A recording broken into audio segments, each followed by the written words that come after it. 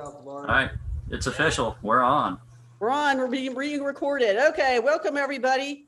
I'm joining you from a different spot tonight. We're in Titusville. Lee and I are here in a nice, really echoey building apartment that we came over here to go birding. So turn that off. He needs to be muted or we echo. Anyway, I don't see any. We got no everybody that's here tonight we've had before, so that's great. No newbies, unfortunately. So, but let's see here. Let's go on. Let's start with one thing.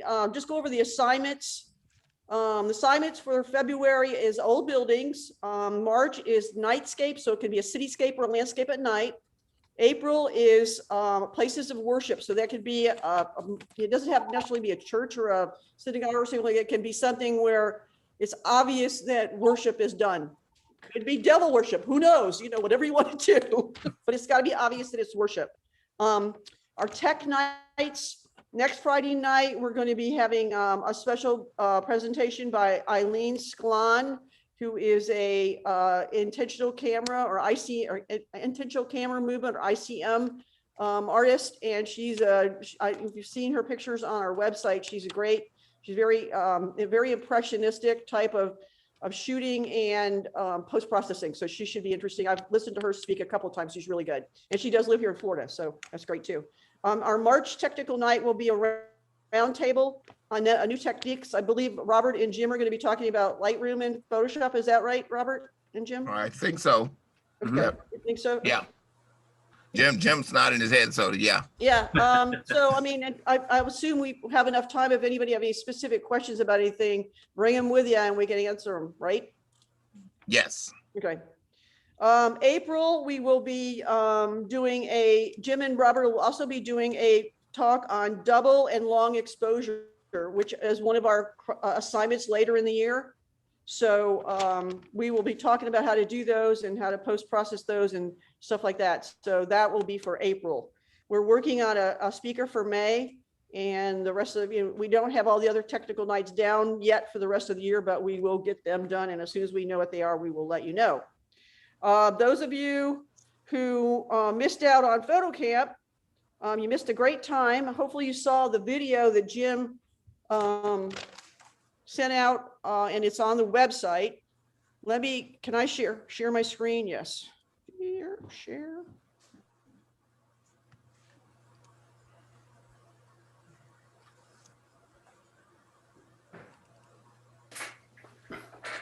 Oh, hold on a second.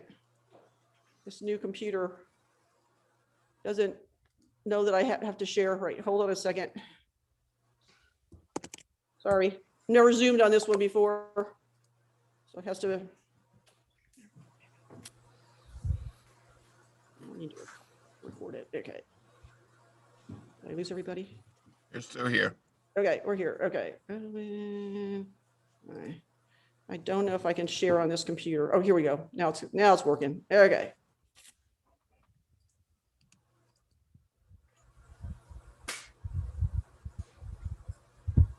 Oh, it's hard on this little computer to do this. All right. Here's the new website. If you haven't been over there, we've got the new logo on there. And here is the video. If you haven't watched it, it's about 3 minutes long. So we won't do that tonight. But if you haven't seen it, Jim did a great job. He put together video that he shot, as well as some of the stills that some of the participants sent to him to use. Not all of them, we just used a few. He's created a slideshow of the rest of all the stills. So we'll be looking at that in just a minute. Yeah, because some people didn't get their stills submitted before I needed to get the video up online. But anybody that did submit anything, all of the stills are in a little 1.5-minute slideshow we'll run tonight. Okay. Just so you know, PhotoCamp, we are in the planning stages for PhotoCamp already for next year. Because of the number of spaces that we have to have, we have to, get a reservation pretty early. And just so you can put it in your date book, Our date for next year is going to be on February. What's the date we picked out? I don't have the right number here. On February the 4th, 5th, and 6th. 4th, 5th, and 6th of 2022. So that, keep that in mind for next year. We were running into some other events that were going on at the same time that some of our folks participate in. So we moved it a little bit later in the year, another week further into February this time. So that's what we were doing there. So that's on the planning stages. We also have a field trip that we've set up. It's going to be to a place that a lot of us have never been to, or none of us have been to. It's called Robinson Preserve in Bradenton. It's going to be on the 24th of April of this year. And it will be, starting in the morning. We will send out more details on that as we get it set up. But I just wanted to let everybody know to mark that date. It's a Saturday. So we will be doing a field trip out there just for the shooting. It's supposedly a pretty good place to shoot. There's water, there's swamps, there's all kinds of stuff. So it should be an interesting place to shoot. So then the other thing I wanted to share is, I don't know if you guys have seen the emails that I've been sending to you on our new logo store. And this is the store front at Zazzle is the name of the company that is handling it. And what's nice about it is we don't have any upfront cost. Basically, I've set up the designs and you go in there and place your order and they produce it. The shirts are coming in about a week. The cup came in I have the cup. You see my cup here. And I also have on a shirt. This is the V-neck shirt right here. And if you'll see, Jack has on his t-shirt is a men's t-shirt. So there's a lot of different items here. And so, if there's anything that you would like me to add, I can add it with the logo on it. It doesn't cost us anything to do it if you want to, get it. And in the obviously the majority of the price or the cost goes to the pay for the item, but we do get a small 10% commission on each one of these. So that's helping us with our speaker budget. But you don't have to worry about if you really want to go see, if you're interested in it, you don't have to remember because if you go to the website and go into the menu, which is the second page where all this good stuff is, if you look right here underneath membership, there's a Tampa Bay Camera Club logo store right here. And if you click on that link, it takes you right to where I just was. So if you go like that, you're right into the store. So have at it. We'd like to, when we see each other in person next time, let's see some TBCC spirit out there with all the support of this. And buy one for your children, grandchildren, your Yes. uncles, aunts, and any and everybody else. Show your support for this club. Okay, that's all of my announcements. Robert, do you have anything additional to say? Just did. That's it. How about Jim? Go ahead. I think I'm good. Can't think of anything else we need to cover before we get into things. You want to do the slideshow now, or on the break in between? Let me just ask: is there any comments, any questions about anything before we get going? Are the t-shirts only in black and white? Yeah, you can. There is some choices. I tried to. The problem is because of this logo is basically in black and gray, black and white or gray. It's hard to transfer from some colors to others. There is some. I saw in the men's t-shirt, there's some variety, especially if you go with the black one and you go with the dark color. The woman's doesn't seem to have any choice, the V-neck. So the V-neck does have one. I found one last night. And I Okay. found one red that looked pretty good with the logo. Okay. So yeah, you need to look at it and then make sure if you do have the ability to pick up color, make sure the logo is going to work on it because there's two different logos. One is white with gray and the other one is black with gray. So you'll be able to make sure it works on the color that you're picking if it's available for what you're trying to buy. Any other questions? Okay, Jim, go ahead. Let's go ahead and do the slideshow now, I guess. Okay, yeah, this is just still images that that participants submitted so that we could use them. Some of them wound up in the highlight video, but all of them are going to be shown here. A little 90-second video.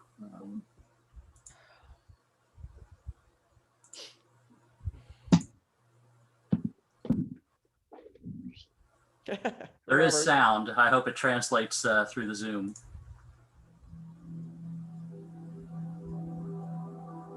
Working.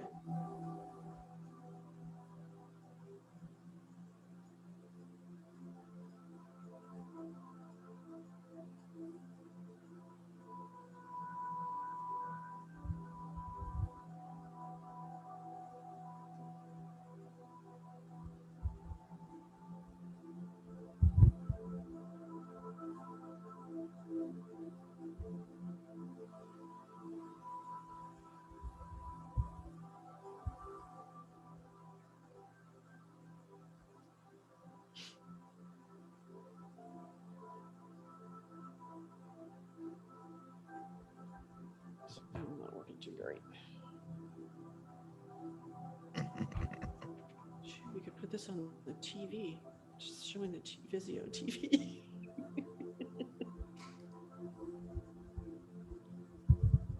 Shit, there you are.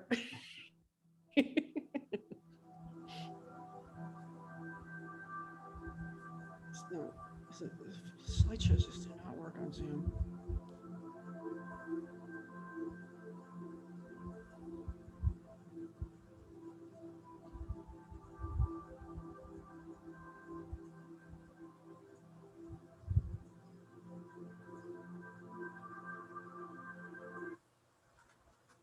Okay, there's your 90-second video or slideshow. There I you should go. say. Hey, Jim, can you put that on the website as well? Absolutely. Okay, let's do that. So, because it's really Yeah. difficult to hear it and really see it on Zoom. Yeah, I'm sure. I just finished it 10 minutes before the meeting. Okay. Great. Great.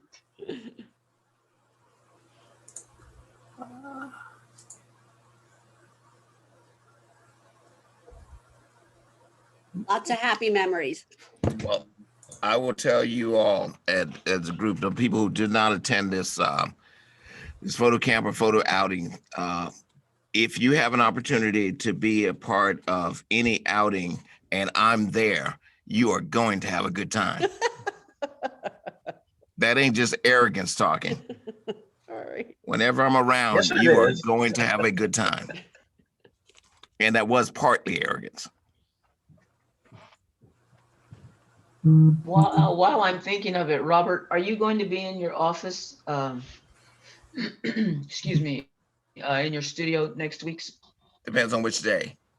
You tell me a day and I'll see if I can make it, because I never know what time I'm going to get back from Ocala, but I still have the Christmas decorations. Just give me a text whenever you have a moment. Well, I still haven't found my phone. Jeez. I think it's time to buy one, Les. I know, but every weekend I never look for it. I always have some stuff planned. You can text via your iPad Yeah, but okay. and your computer. I'll get your number off the web. And I'll make sure Okay. I'm here when you want me to be here. All right. Okay. Catherine, are you aware that you are a third judge tonight? Yeah, she is. We already Okay. talked about it. We got her Have all you set up. have you chat. tested the chat for your scoring? Yes. All right then. So we're ready to roll.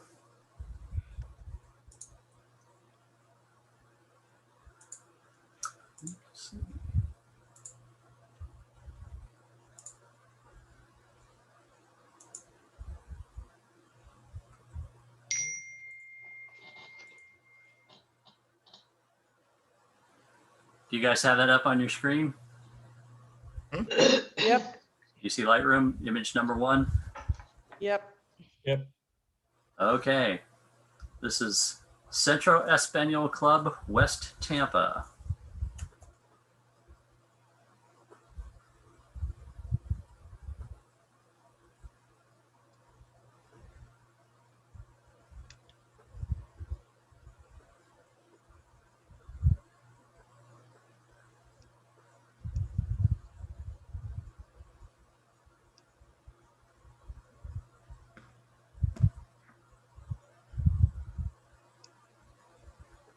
Catherine, you Oh, there? Yes, you ready for me?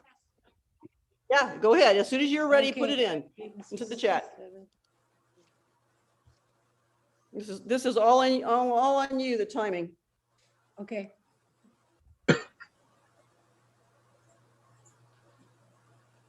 That is, the score is 21. That's an honorable mention for Jim McWilliam.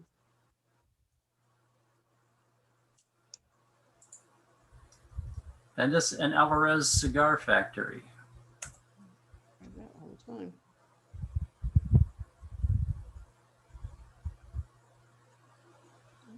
Lighting.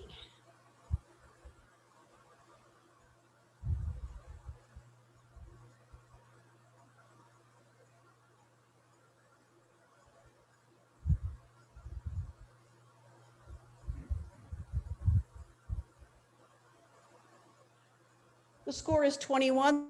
That's the honorable mention for Jim McWilliam.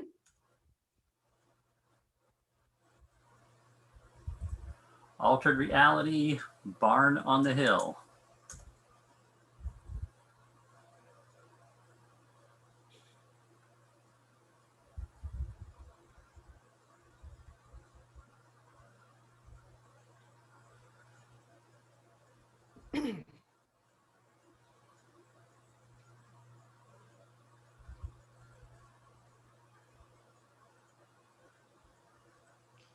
Score is 22. That's an honorable mention for me.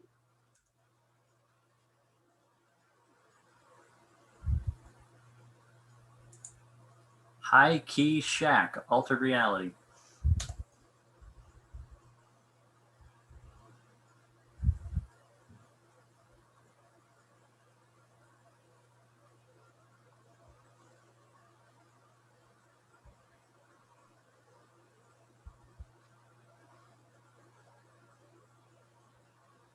Score is 22. That's an honorable mention for me.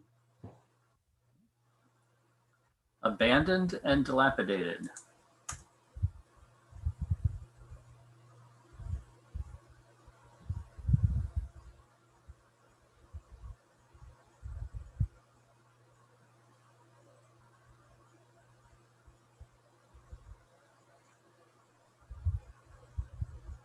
Score is 21. That's an honorable mention for Caesar. That's actually, it's an honorable mention, but it's 22. Oh, I'm sorry, 22. Oh, looking at the wrong thing here. Okay. No problem. 22, honorable mention for Caesar. Autumn Grist Mill.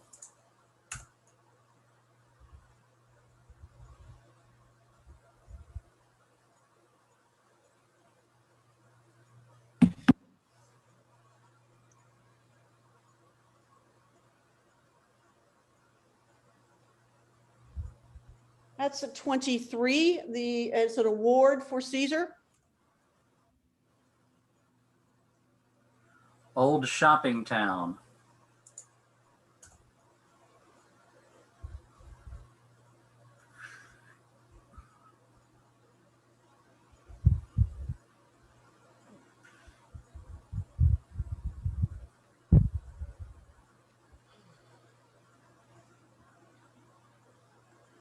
Score is 20. It's an honorable mention for Fong.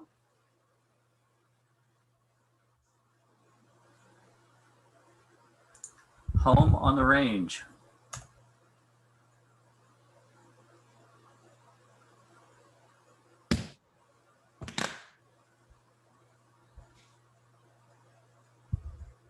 Did you say Home on the Range? Home on the Range. Just like the song. The title. Okay, thanks. The score is 21. It's an honorable mention for Fong.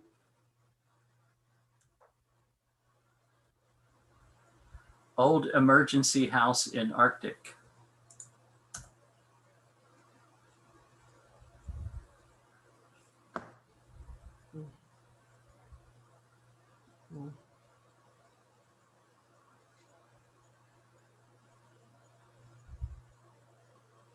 Score is 24. That's an award for Lee Win.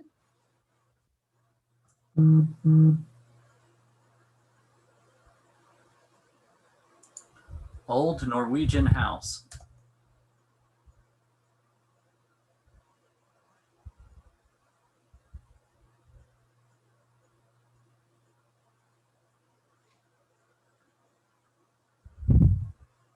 Score is 24. That's an award for Lee Nguyen.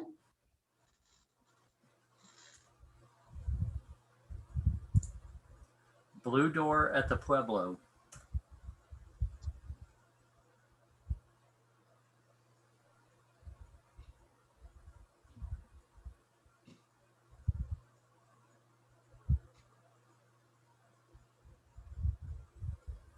Score is 22. That's an honorable mention for Karen Robinson.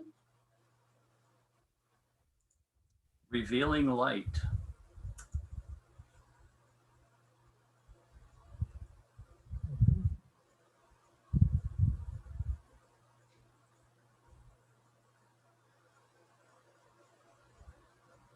Score is 22. That's an honorable mention for Karen.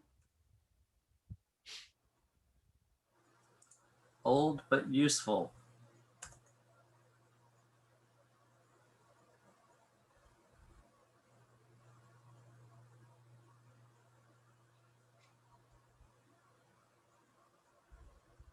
Score is 23. That's an award for Jack. Gillespie's Auto.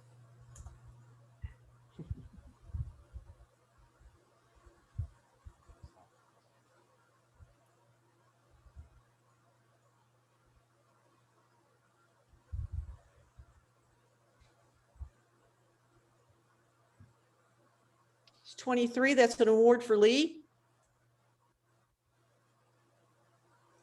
Remains of an Old English Abbey.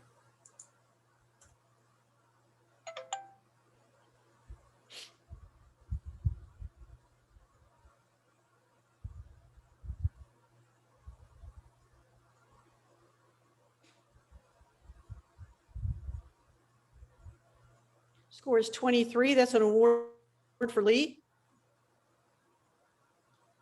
Not So Forbidden City.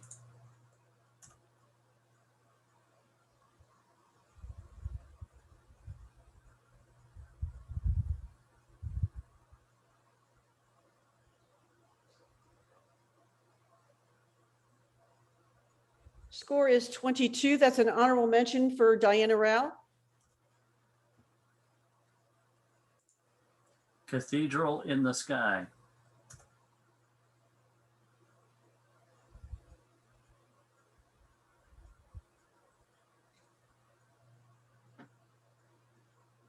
Score is 21. It's an honorable mention for Judy Lane. Hunt Country Showroom Lives On.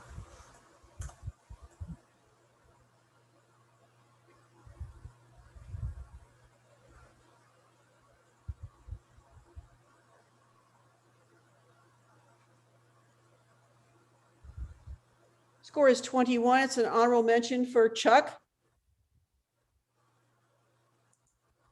The Last Season.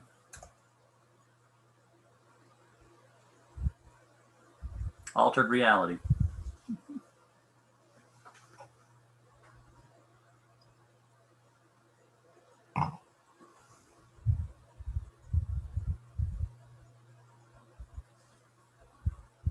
Score is 21. Honorable mention for Chuck.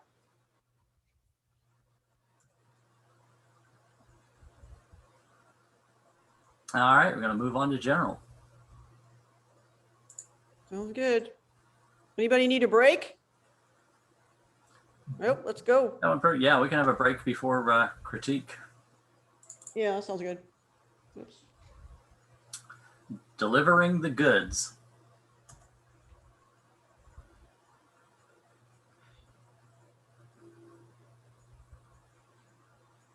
Score is 22. That's an honorable mention for Diana.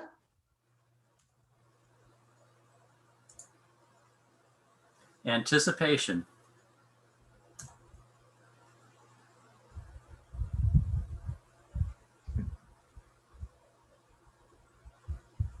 Score is 23. That's an award for Sylvia. Branching Out.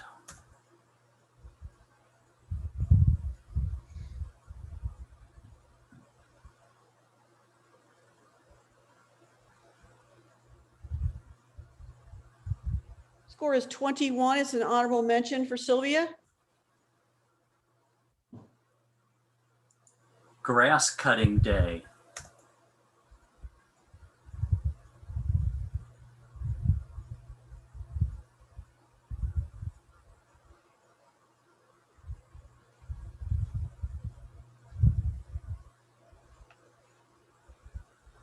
Score is 21. It's an honorable mention for Brian Schneider. Hiding in plain sight.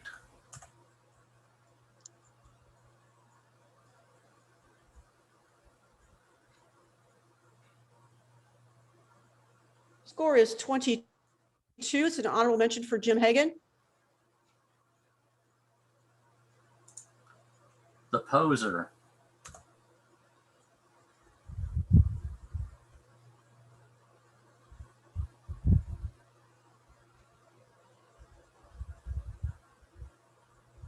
Score is 22. It's an honorable mention for me. Warm morning sun.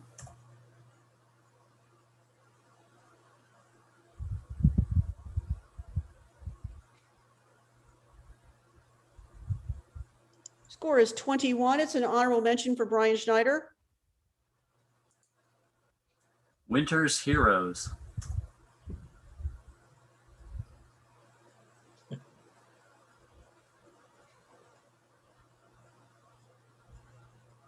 Score is 22. It's an honorable mention for Jim Hagan. Night pond.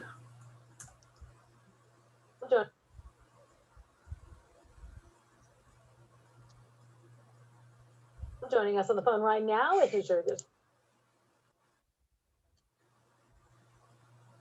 Score is 22. It's an honorable mention for Fong.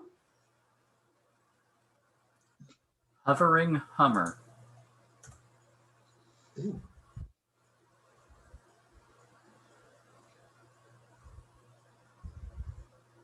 Score is 24. That's an award for Caesar. Calla lily.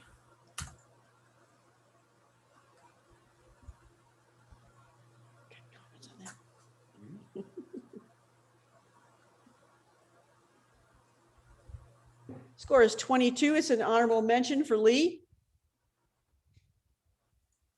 Sun rays, shapes, and curves.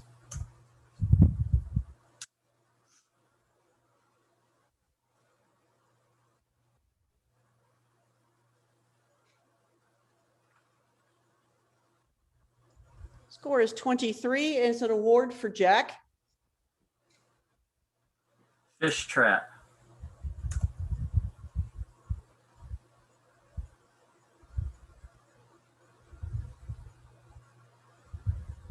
Score is 23. It's an award for Sherry Halstead. Crazy legs.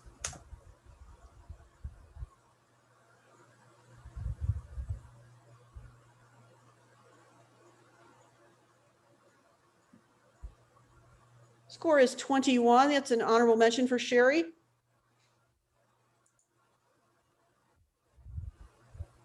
Everyone wants mom's love.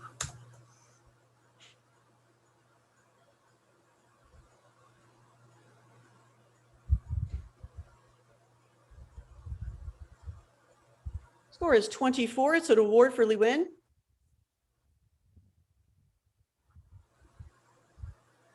Regency winter, altered reality.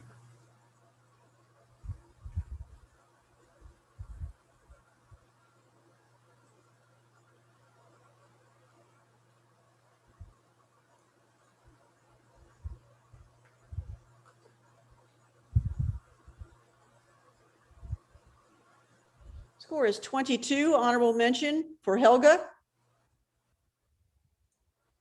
Social butterfly.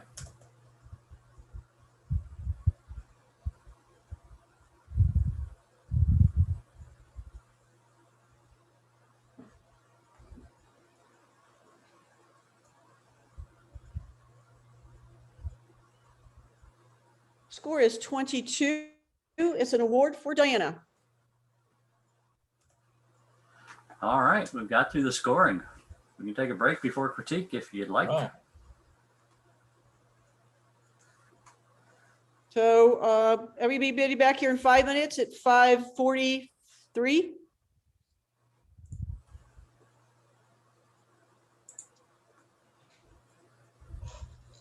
Anybody there? Lynn, we just took a break.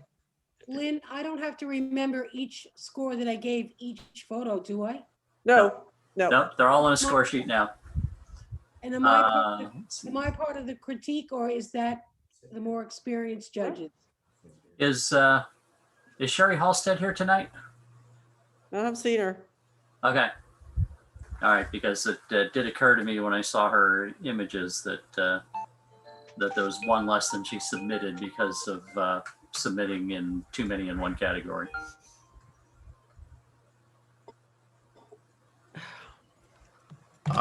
Yes, Catherine, you're part of the critique. Oh, okay. All right, thanks.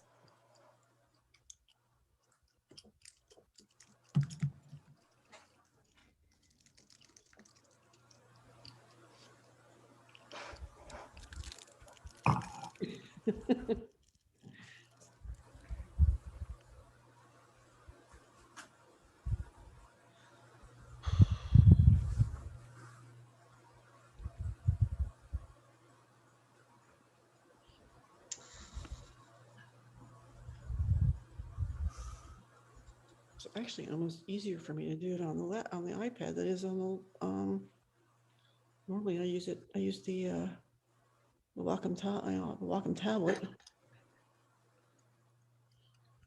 You know, my big one, the Cintiq. So it's a lot easier on this actually. To do scoring.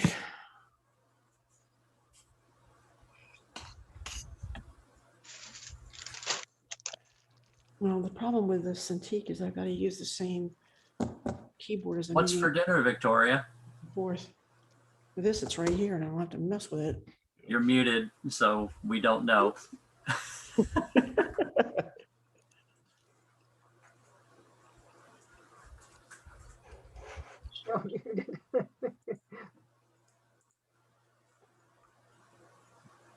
Can you hear me now? Yep. Yeah. All right. There's a party at work tonight, so I'm having leftovers. I'm having hummingbird cake right now. Earlier, I had rice and plantains, and then lasagna. Wow. That It was was good. looking good. Yeah, I was hungry. You have for a carbohydrate, Victoria. Rod's got a snack now too. Right, cake. Oh, well, Rod looks like he's eating chocolate cake. Chocolate cake. Ooh. Aldi. Oh, share. Honey. I can have a banana. Right. I'm not ready yet. I'll fix them. That's all My right. snack comes in a liquid All form. right. You did that last night. Mm-hmm. Small a little bit so we can eat it all. That was my appetizer. I had to cook dinner after the board meeting. What did you have having? I had a cheese stuffed breaded chicken breast and sweet potato. That sounds good. Yeah.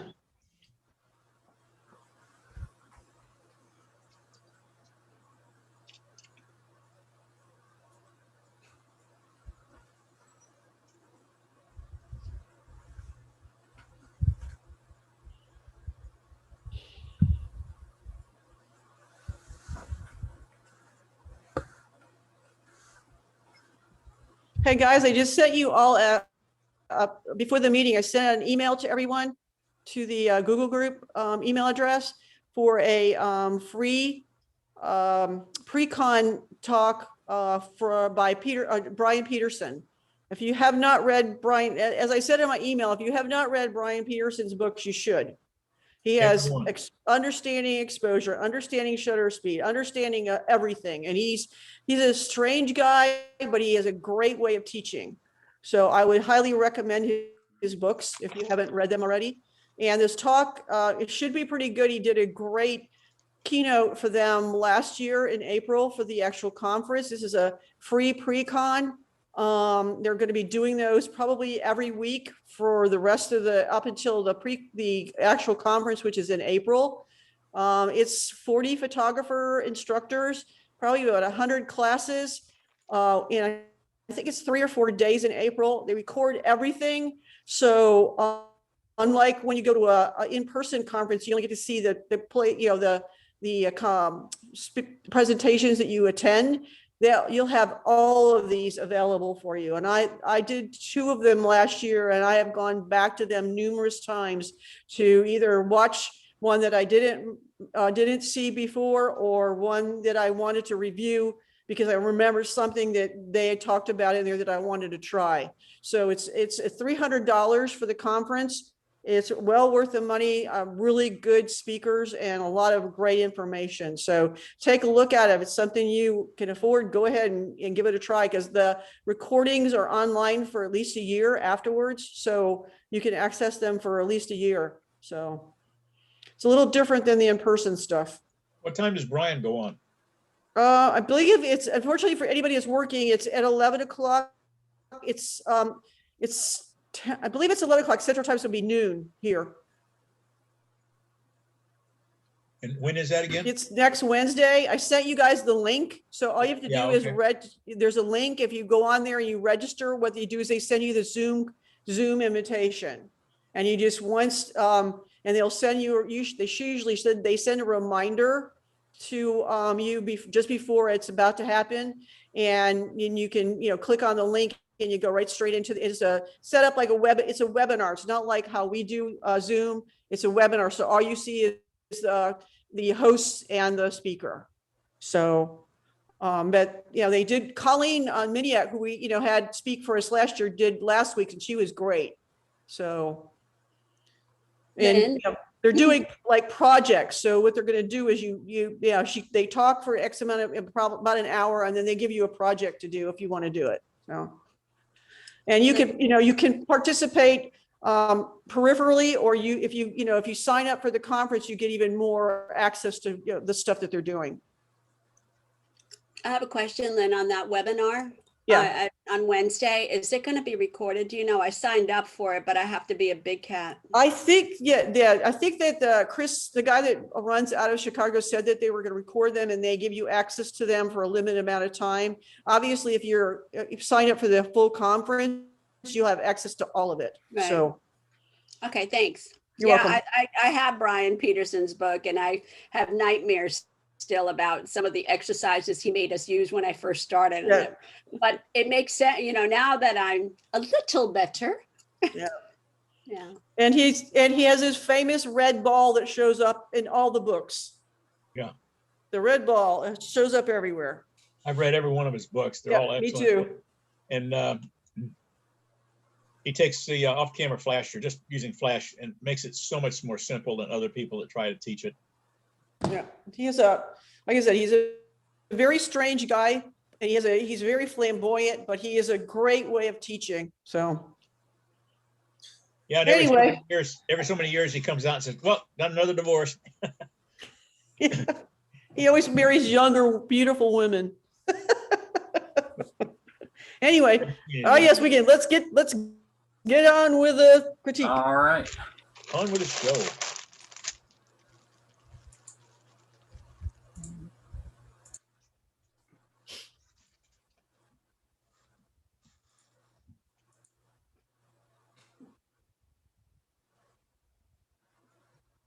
Okay.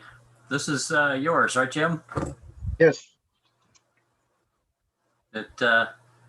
Nice job making the angles straight with this for your vertical lines and keeping it parallel. I do have a question for you. I don't know if you can answer or not. What's with, there's a whole bunch of just fuzzed out, blurred out stuff all over the image going on. I can't explain that. That's See what I'm Sony talking camera. about? Look at this Yeah, I side over do. here. There's some kind of big smudgy smear or something going on here. Yeah, that might have been something I might have been trying to eliminate something Yeah, there, but that's not the case in the front of the building at all. yeah, there's like smudges where all the details gone and the brickwork and places going on and especially these plants in the there. I was just curious if you had any inkling of what was going on. Well, at that particular point, no. I mean, I removed a number of things from the front of the building that were just, to try. All right, so this could be cloning and healing artifacts then. It could be. Okay. Well, I don't remember anything right in that spot, though. And I was concerned about the same thing going. I was wondering if this had gone through Topaz or something. No. Okay. No, I think it was a panel. And I tried to remove all the distracting elements. If it's a panel, it's not in regular places, which it would be if it was stitched together.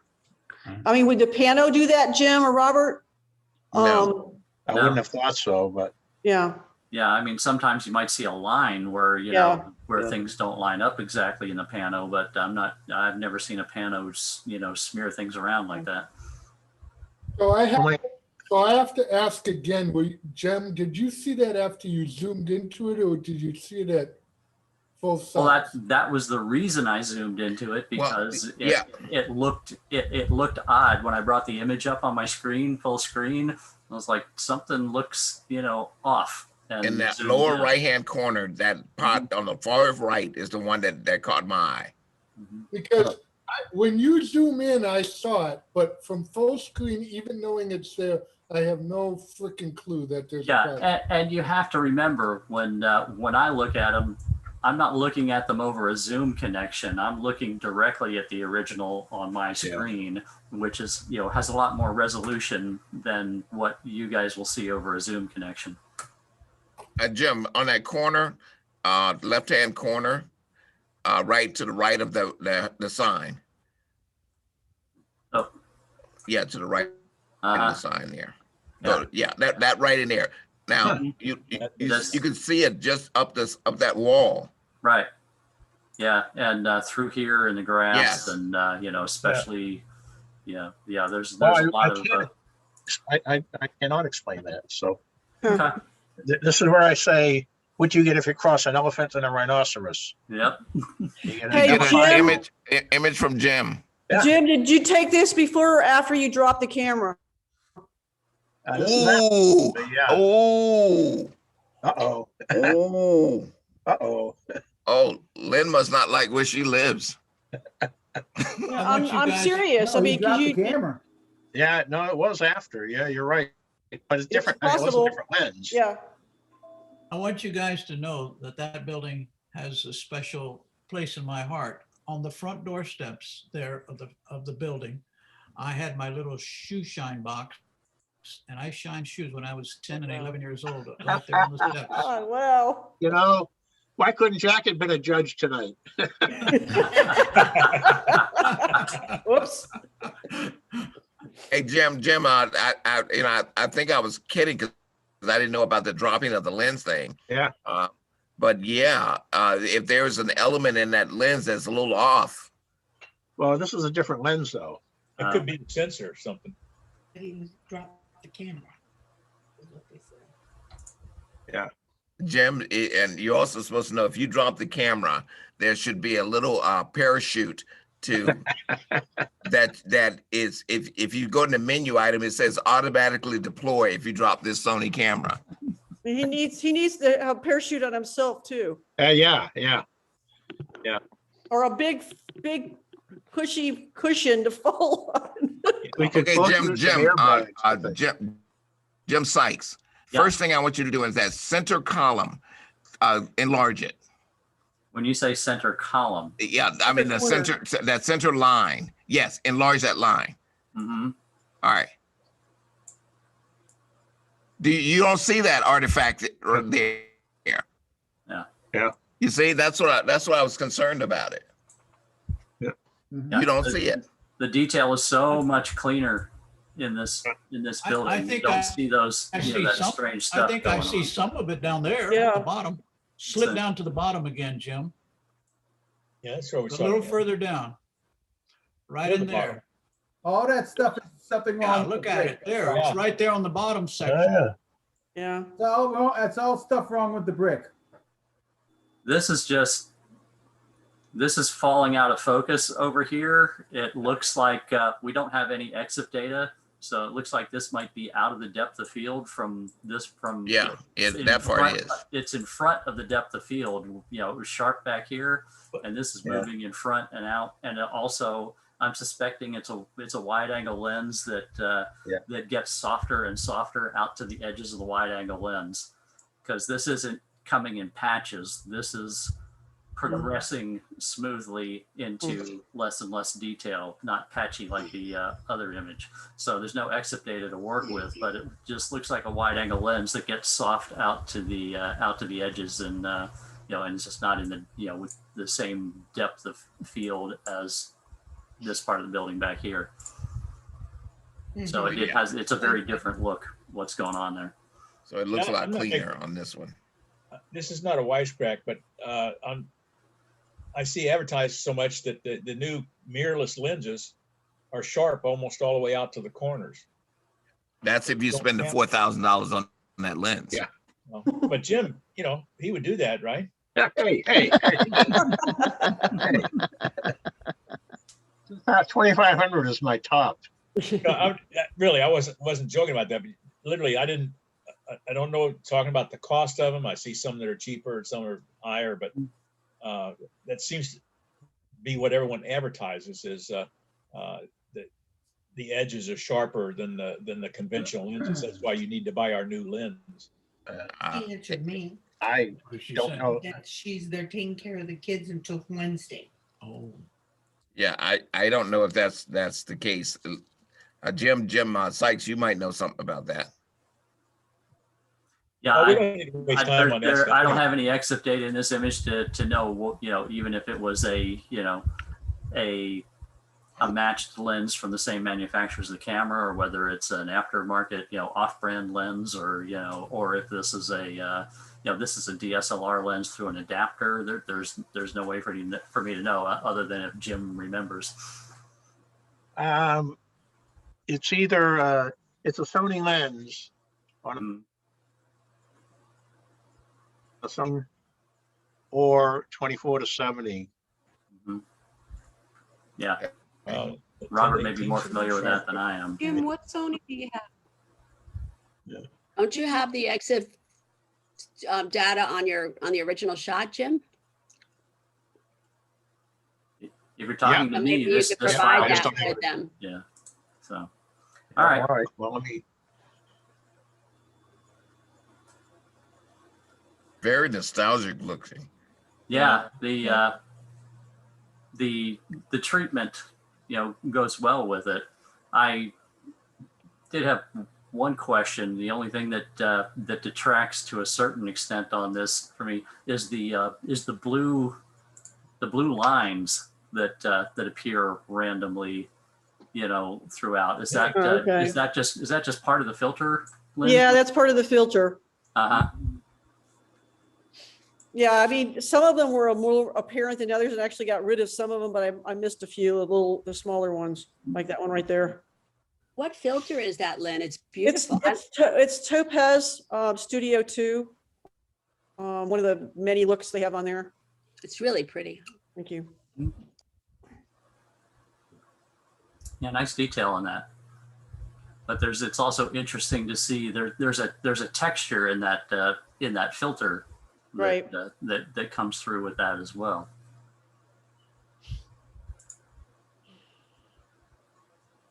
Didn't we have a photo of this that was submitted one time too? Do I recognize that? Jim, can I go back? Can you go back to that for a second, to the other photo? I have a question on it, please. The answer is yes, Jim. Lee did it before. On this photo, I just noticed she shot it at 7.1. is everything focused relatively because it's all on the same plane at 7.1? Pretty good depth of field though. Yeah. Lynn would know the characteristics of that lens better than I do that she's shooting with. Yeah, I mean, yeah, it's pretty much on the same plane. Even that big tree is kind of right there. Right. So, and when it's that wide open, 7.1 usually does a pretty good job. I mean, I usually don't shoot it, but we were shooting something else, and I turned around and started shooting that, and normally I would have put it up to 8 or 11. And was that on a tripod? That's 1/20th of a No. second. That's handheld? No, that's a handheld. Holy banana brains, you have a still hand. No, it's just that she hadn't had her COVID shot yet. I'm a bird shooter. I have to be steady in those hands. The high key effect looked very interesting with this. It actually played well with the subject matter. You know, I thought it made it look kind of like a cartoon. Or not, Yeah, it was just I actually shot it really underexposed or overexposed, excuse me, and I also shot this whole around this area with the infrared, and I just could not get the infrared to look the way I wanted it to, and so I went back to this one and just it's high key. I mean, it was very overexposed to start off with, and I just kind of like the way it looked. Mm-hmm. well, I said cartoon, but I really meant illustration. It looks like a sketch.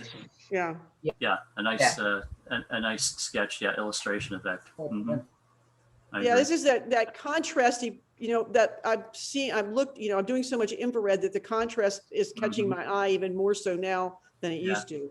So. Yeah, I think maybe it looks like there's a lot of dead well, not dead, but branches without foliage and stuff. And so you don't pick up that, the infrared isn't going to pick up, without the leaves there to turn white. So this made an interesting alternative treatment. Now, I still want Catherine DeYoung to know that you can jump in at any point at any time. So you don't have to be invited in. Well, there was a few times that I wanted to say something, but you guys are doing a great job, and I'm learning from you. And Catherine DeYoung, my name is Robert Rossi, and that's Jim Sykes, and I'd like you to know that we always do a great job. That's why I'm here. And modesty abounds. We're so humble around here.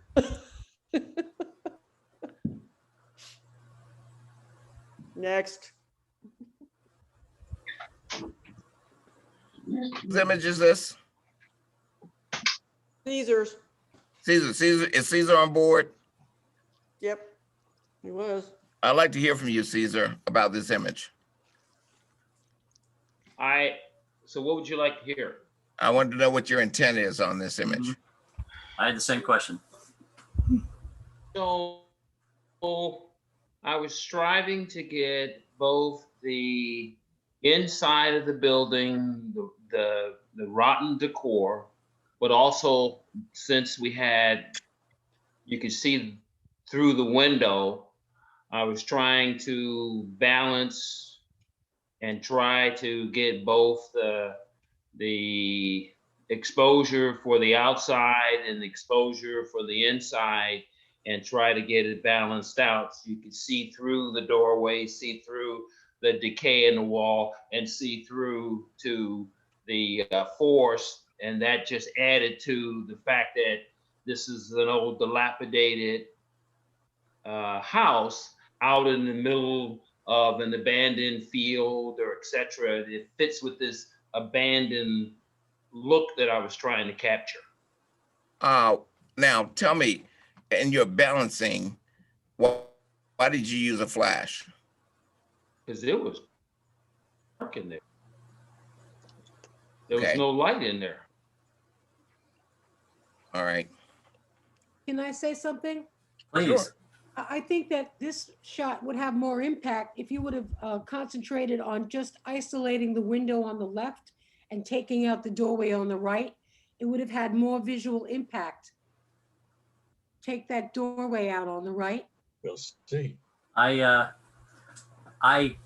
to a certain extent agree with you, Catherine, because you've got You're being The- pulled in two directions, to the right and to the left. Oh, I okay. And that's what the absolutely main focus is. agree with what you're saying about that. Right. Now you don't have that exactly what you're talking about Right.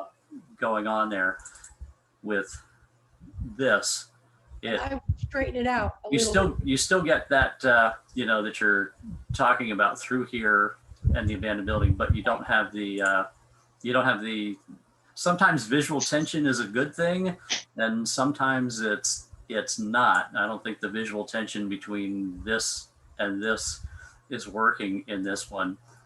The other thing that I wanted to say is, I know you technically you made it happen. You worked to do it, and you accomplished what you wanted to technically with balancing what you could see through here with this. However, I feel that it's competing elements. Absolutely. That had it been left overexposed, through the window and the door and here, it would have made the interior of this old building much more of the subject. There's so much going on here and here that is now visually competing with everything that's going on here.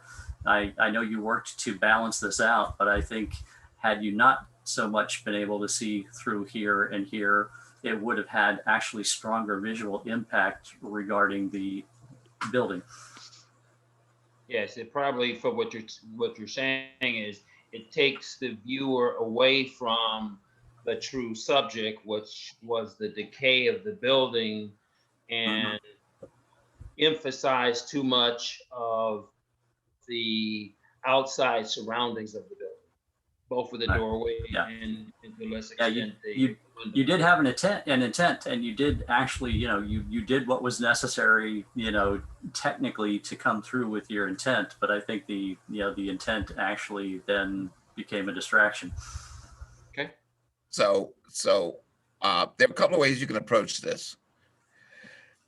If you want the visual of both. Now, your numbers on this, I don't see them, but you're shooting what around, let me guess, around 16 or something? Yeah, it was about, yes. You're looking for that detail. Yeah. So and this is something that's going to come up again. I'm gonna point it out a little bit later, but contrast or light, lots of light will give you a sense of clarity. It may not be actually in focus, but it gives that sense of something being having detail. And when you have 2 points of detail that are competing, it makes the image look not dimensional in a sense. I don't have the in and the outs. Jim, what you just did was absolutely the right measure. And yeah, so it was. What I'm getting at, It was clunky. Trying to reproduce what could have been done in camera much better. Yeah. So what I'm getting at is that blending exposures is another option. Expose for your inside, and then make another exposure for your outside. Okay. And then in Photoshop or whatever blending program on one or whatever blending program you have, then bring in those values Now see this before to your liking. Okay. And the reason why I pointed out the flash portion of it, the flash portion just takes away from the nature or natural scene, the way the flash is used. It's a hard edge flash. And so, which means it gives very sharp shadows. Well, I tried to bounce it off the ceiling. Well, I'm seeing some, it's slightly off camera to your camera left, just slightly. Well, it wasn't yet. It was on the camera. Because if you look at the shadow on the opening door on the left-hand side, the right-hand side, you see that shadow, and it does not look like it's bounced off the ceiling. So I'm not doubting what you're saying. I'm just simply saying that yeah, the flash does look like it's left of camera, especially if you see the direction of this shadow. Yes. You can see the direction, and this shadow right here from this piece, that's definitely saying the light is camera left. Right. Yeah, it wasn't left. on the camera. It was off the camera. Yeah, it is. And it's pointed more towards your subject, Okay. I mean the wall, rather than at the ceiling. Okay. I mean, it may have been at the ceiling, but it's more toward away from that ceiling. Well, it wasn't that recent, so it could have been a senior moment on my part. All right, now, folk, I'm not nitpicking at all. I'm simply saying that sometimes when you're doing these kind of things, you want to consider the realism of what your message is. And in this case, what you did as far as an exercise, as Jim mentioned, was a great exercise to do. I mean, absolutely great and wonderful to do. And now your opportunity now is to perfect it. Okay. The whole saying is make one throw it away, make one give it away, and make one sell it. Okay. Which the next one does. Yeah, this is beautiful. I didn't see that it needed this going on over here on the edge of the frame to give your eye something to take away from everything that's so nice over here. Boom. I felt like it either needed the whole fence or none of the fence. Well, let's just take an opportunity, just for a second. Allow me the opportunity to say something about why the fence shouldn't be there. Go ahead and put it back, Jim. Mm-hmm. One of the things that we do visually is we give our audience clues. And you've heard me say that if you have a leading line, the leading line should take me to somewhere and never to nowhere. I've said that 100 million times. You give me this beautiful, beautiful mill, waterfront, fall look. And then you give me a line over on the left-hand side. Now, where's that line taking me? Nowhere. Right. I mean, technically, there is a fence further back that, in your mind, you could say it's going that way, but I see what you're saying because it does kind of abruptly stop. Yes, it abruptly stops at nowhere. Yeah. That's the problem. Now go ahead, Jim, pull that back in and get rid of it.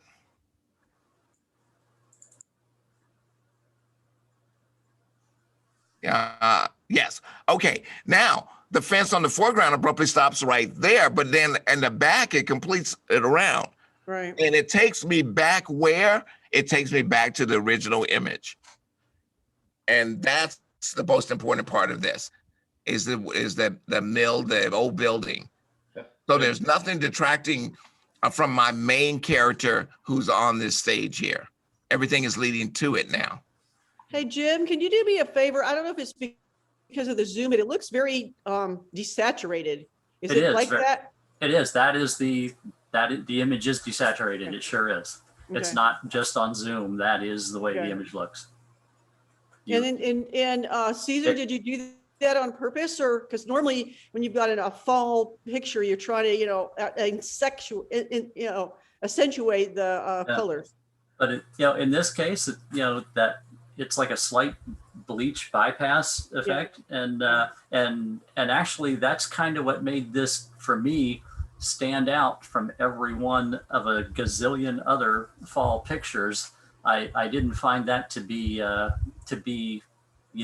detract from the image. It actually held my attention a little bit more for that reason, and I don't think it looks bad. Yeah, one of the challenges with the image was the fact that the roof line had even more of a highlight to it. So it was necessary to spend some time trying to bring in some definition or the highlight on the roof. What the situation of that was for the entire image was the sun had just gone down. So there were little to no shadows, which really helped the image.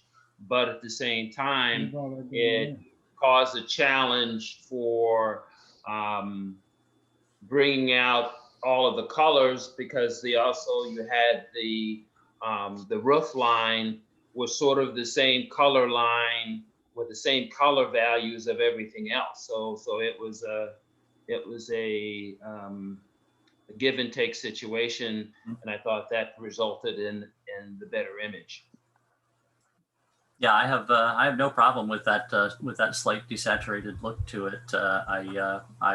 It gives it a very pleasing look, and like I say, it makes, to me, it makes it, it gave it something that made it stand out from every other autumn image where the yellows and the reds and everything are going to be just intensely saturated.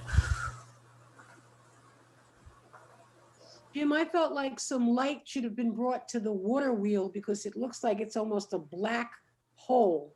It is pretty dark in there, Catherine. I do not disagree with you on that.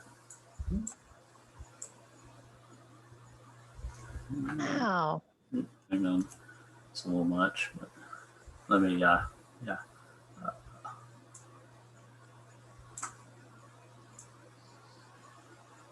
Yeah, that's amazing.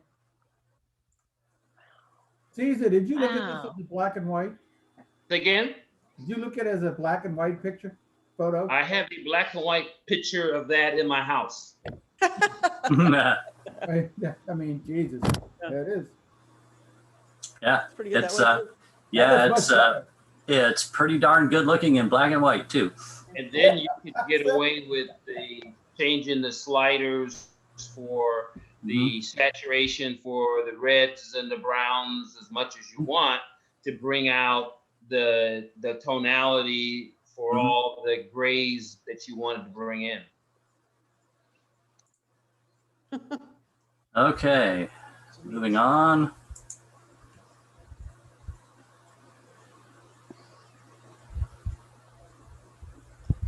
Okay. Let me jump on this one. I have several things to say about this one. Well, let me start off before Go ahead, do Robert. anything. Fong, Yes. are you there? Yes. All right, Fong, this is a great image, actually. It is a great portrait travel photograph of you and hubby. It's great. In fact, if you were showing me someplace about travel, I would love this photograph. The problem is, what is the assignment? The assignment is about the building, and you've made the subject the two of you. Yes. Yeah, that is that's one of the points I was making. It's a it's a vacation memory turned in for a competition about old buildings. And the other issue I had with this is my brain goes kapow because there's a sunset with the sun beyond the horizon here, yet there's also another sun in the image from high above the camera on the right side. So this was taken on while traveling to a planet with two suns. Yeah, I learned this change sky. So use new phrase change sky. So I misunderstanding. I think all the building must like two floor. I did a lot of single house, old building, but misunderstood. I didn't find. Only find this is the second store. We're not gonna make I think it's old building. Yeah, if you're going to replace skies, one of the things to do is just try and find a sky that the lighting in the sky mimics the lighting in the original image and doesn't compete with the lighting in the original image and appear that that the sun is in two different places in the sky. You can fool some of the people some of the time. You can fool most of the people all the time, but you never can fool Jim.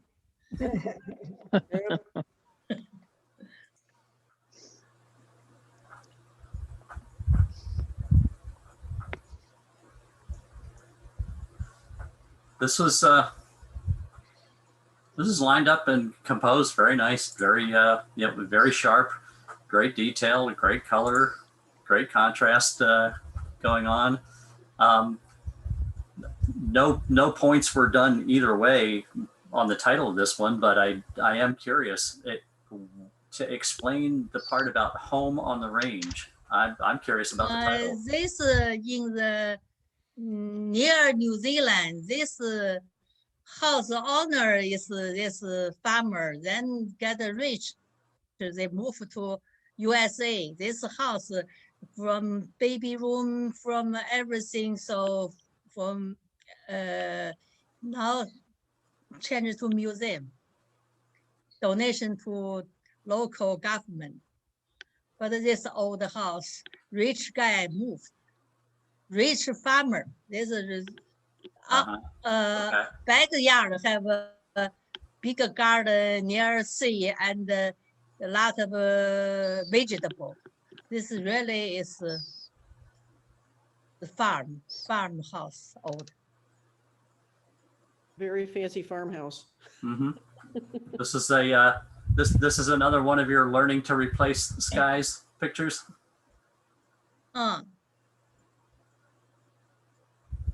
Yes, no. Yes, in this one the sun is coming from front left on the building and the people in the foreground, but it's coming from high right on the clouds. Yeah. Now, when you're doing a sky replacement, they do have an option to flip the clouds the other direction. There is an option in Photoshop to flip the clouds if you need to, which would reverse the direction of the lighting on them. Oh, okay, right.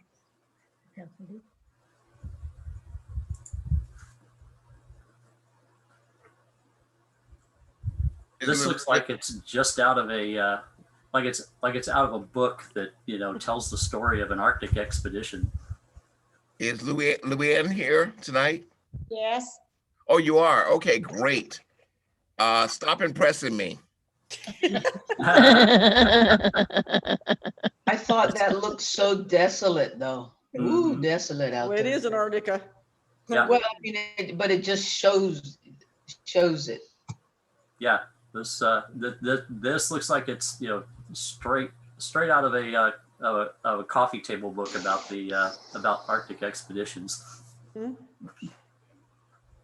Yeah, very well composed, very well processed. Excellent job. Thank you. No, thank you. Yeah, the detail into the shadows and detail in the snow. That the snow is not clipped and all the detail is there. Great job.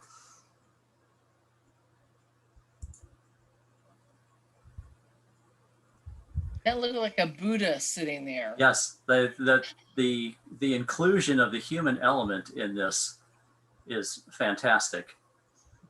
This is that's great. Shadows are probably a little bit blocked up. Yeah, they are. In this. Kathleen, you were saying I something? had a question on this. I didn't know if there was like a distortion because it looks like the buildings all have like an arced effect to them. Is that a pin barrel distortion from a wide angle lens? I wasn't sure about that. If you look at every single. Yeah, I see what you're saying. Yeah, I wasn't sure about that. But it's, I think the wood is warped in the buildings is what it looks like to me. Because if you look at the center building, it's not there. And it's and if you look at the wood that's in front of the person, it has no warp to it either. Well, this is support columns and stuff right here. This is planks, and the planks are bending. But if you notice, every set of planks has its own arc. It's not lens distortion where they all have, where they all follow with the same arc. Just the warp boards, all the individual warp boards all have their own individual arcs to them. It's the way they flare the wood out at the bottom. Mm-hmm. It's done on purpose. It's not a photo. Yeah, it's a drainage. It's a drainage thing, right? Correct.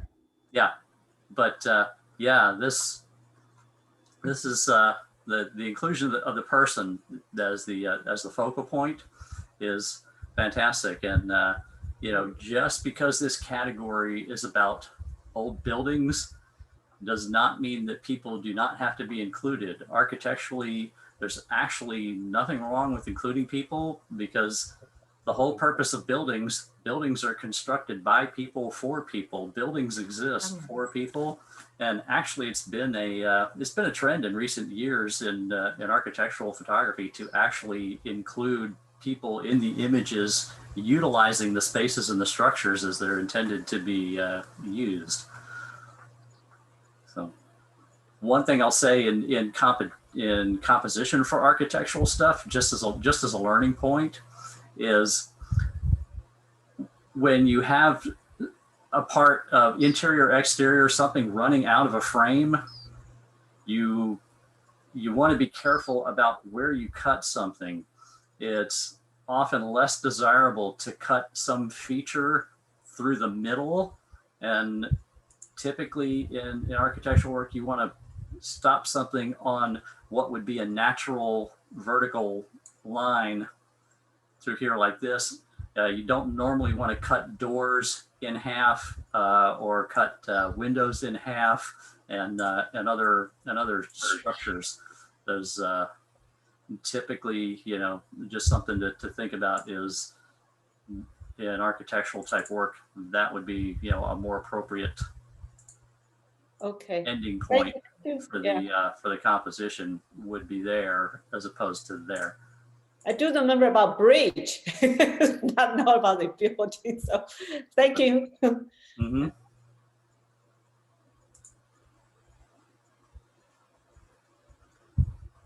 All right. This image has beautiful light and shadows, but yet it's very flat. And you can see from the histogram up here how it falls short in the exposure. This image should really pop with a little bit of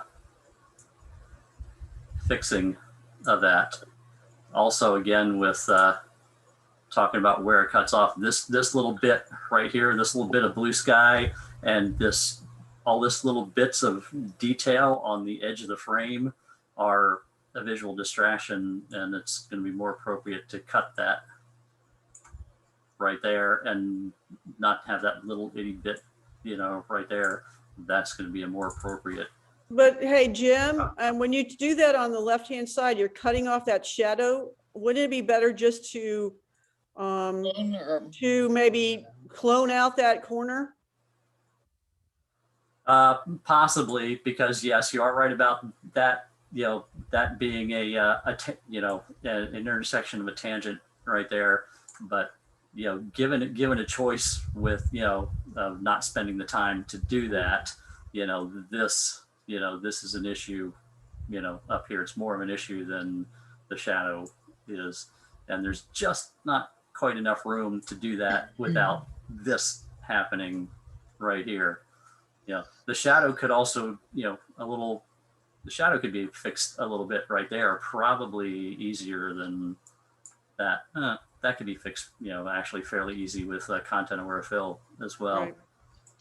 So, You know, Karen, in this particular image, of course, you notice the blue door and all that. But one of the things that I liked that this picture has are those little bits of green grass in the front. Karen, Yes. I'm going to ask you, do you mind if I recompose this image? No. Okay. Jim, take me off, take the right-hand side off for me up until you get to the light lines. All right, hang on for a second. Give me a crop on the right. Yeah, that clone. I'm sending it back to that clone Lightroom is now. much better. Oh yeah, the clone worked. Oh, I didn't know you were in Photoshop. That worked nicely inside of Photoshop. Yeah, there. See the difference there? Yeah, that's much nicer. Mm-hmm. Okay, now you want to recompose, Robert? Take away the right-hand side all the way up until it gets to the shadow, to the light lines. Keep going to the right, left. Go back. Keep going to the left. Keep going. Keep going. Oh, keep okay. Going. You keep going all the way right here? there. Now go back. Go back just to that edge with the edges. Okay, great. Stop right there. Mm-hmm. Let me enjoy this for a moment. Tap the letter F, and I'll tell you exactly why I'm doing this. That looks good too. What is the title of your photo of this photograph? Blue door at the Pueblo. All right. That empty space that was on the right-hand side took me away from the blue door at the Pueblo. Okay. Yeah, it was and too now if much, we're doing yeah. that, we Yes, we you want to don't- bring that we down. don't need that either. That's correct. Boom. Now, now, push this thing back. You know, I mean, go ahead and tap letter F on there, and let's talk about those lines again. The leading lines that lead you to your subject. Yeah. Yeah. You see all those light lines. Everything is leading you to just what you just described. Yep. And now the blue and the warmth of the building are playing off of each other. Okay. And what's winning out The door. is the light. Light, yep. The light is winning, but it's all holding our interest. There's nothing on the left-hand side to distract us. The shadow and the light is working. I mean, they're just dancing, and the blue doors are the ones that are giving it all shape. Yep. And Leslie gets to keep her green grass I know, because I like it. because she's been to Colorado, and we know what grass does to Leslie. Not to me. Not to me, buddy. Thank you, Karen. Thank you. I have a question. Mhm. So this personally, and I love the photo, Karen, so Thank you. this bothers me. And I don't know why. It's like, like, I guess because it's lighter, and I'm wondering if, I don't know. What's I your stand question? alone. Well, I mean, I'm wondering if you could remove that and No. understand that it's an old building, and I understand that it has imperfections, but everything else is kind of the same color, and all of a sudden you have this really close to that subject. And Karen, this is not Now, meant. by the way, This is Diana, for learning. Diana, we can't see what you're describing. Oh, I'm pointing. Yes. Sorry. Okay, that left, yeah, and I'm still pointing, duh. You know that left lighter section that's near the door, like away from the door? Right there. Is this what you're talking about? Yes. No, go up, Jim. On the wall, yeah, no, yeah, left. Yeah, down, that, would that, like, taking that off so that all the focus is on the blue door? Is that overkill? Well, look at your shadow in front of it. That's an important part of it. And by the way, I wouldn't take the shadow away. I'm not talking about the shadow. I'm talking about that pale. Yeah, For the but- wall, we can. Protrusion. It's a protrusion. But it matches it matches the wall that's next to the pole. yes, So it's like a it progression. frames Okay. it. It's a That it's a frames it. framing element. Yeah. Okay, Yep, it's a framing element, just like I this. got it. Yep. Got it. See, and that's why I come here. To learn. Hey, Jim, it looks like we skipped some.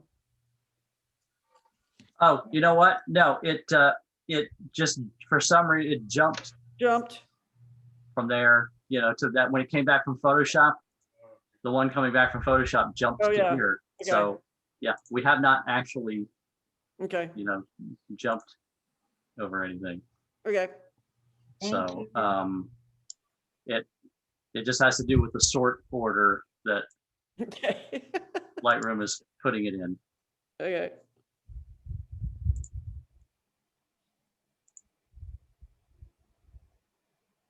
So Yeah, there's what a difference. Whoa. Awesome. there's a before and after. Oh, yeah. Just get rid of all that little shadow right there. Gotta get that cropinator going. As Don Pullum. Okay. I really like the the emotional feel of the light, the colors, the contrast and stuff, compositionally.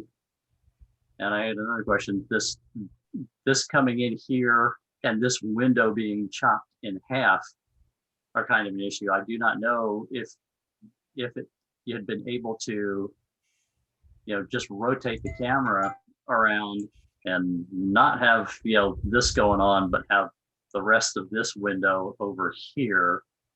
That's the, compositional issue. And the other question I have in this one is the title revealing light. What is being revealed by the light? What's being revealed? The old windows are revealing the light. Yeah, that part didn't come through for me. Overall, I mean, I love the feel of this when you look at it, but this, this is a distraction, and that Okay. chop right through the window is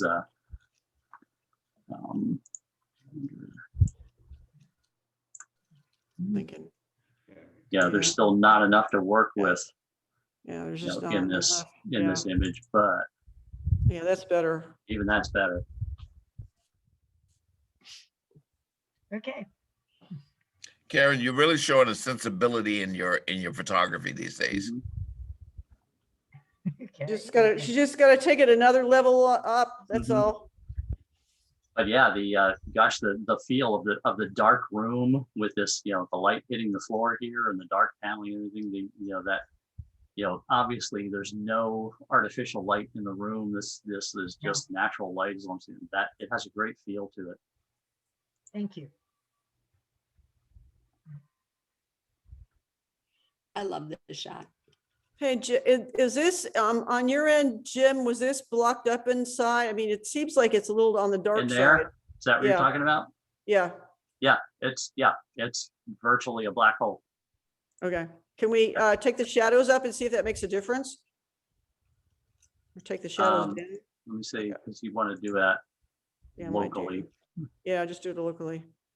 I Um, mean, well, nope. yeah. It's too underexposed. the detail is gone. What? It was a black hole. Uh-huh. Um, Yeah. The question I have, Jack, the composition looks fantastic, and I love the treatment going on here. Question I had, I want to go into here and be drawn into here with these lines and see this, but this is so bright up here. Have you thought about taming the hot spot up here and brightening this a little bit, taking this down a little bit in value and bringing this up a little bit in value? Yeah, that makes sense. That's it. Yeah, this is going to be a hack job. Can you just take the highlights down, Jim, right here for the sky? Yeah, you see, I lightened up this all, I'm sorry, you can't see my hand. All of that area in front of those bales, all of that area in front of the bales was very dark. And because the light was coming from behind, it was dark. So I lightened it up, but I didn't want to overdo it because the light is coming from the back.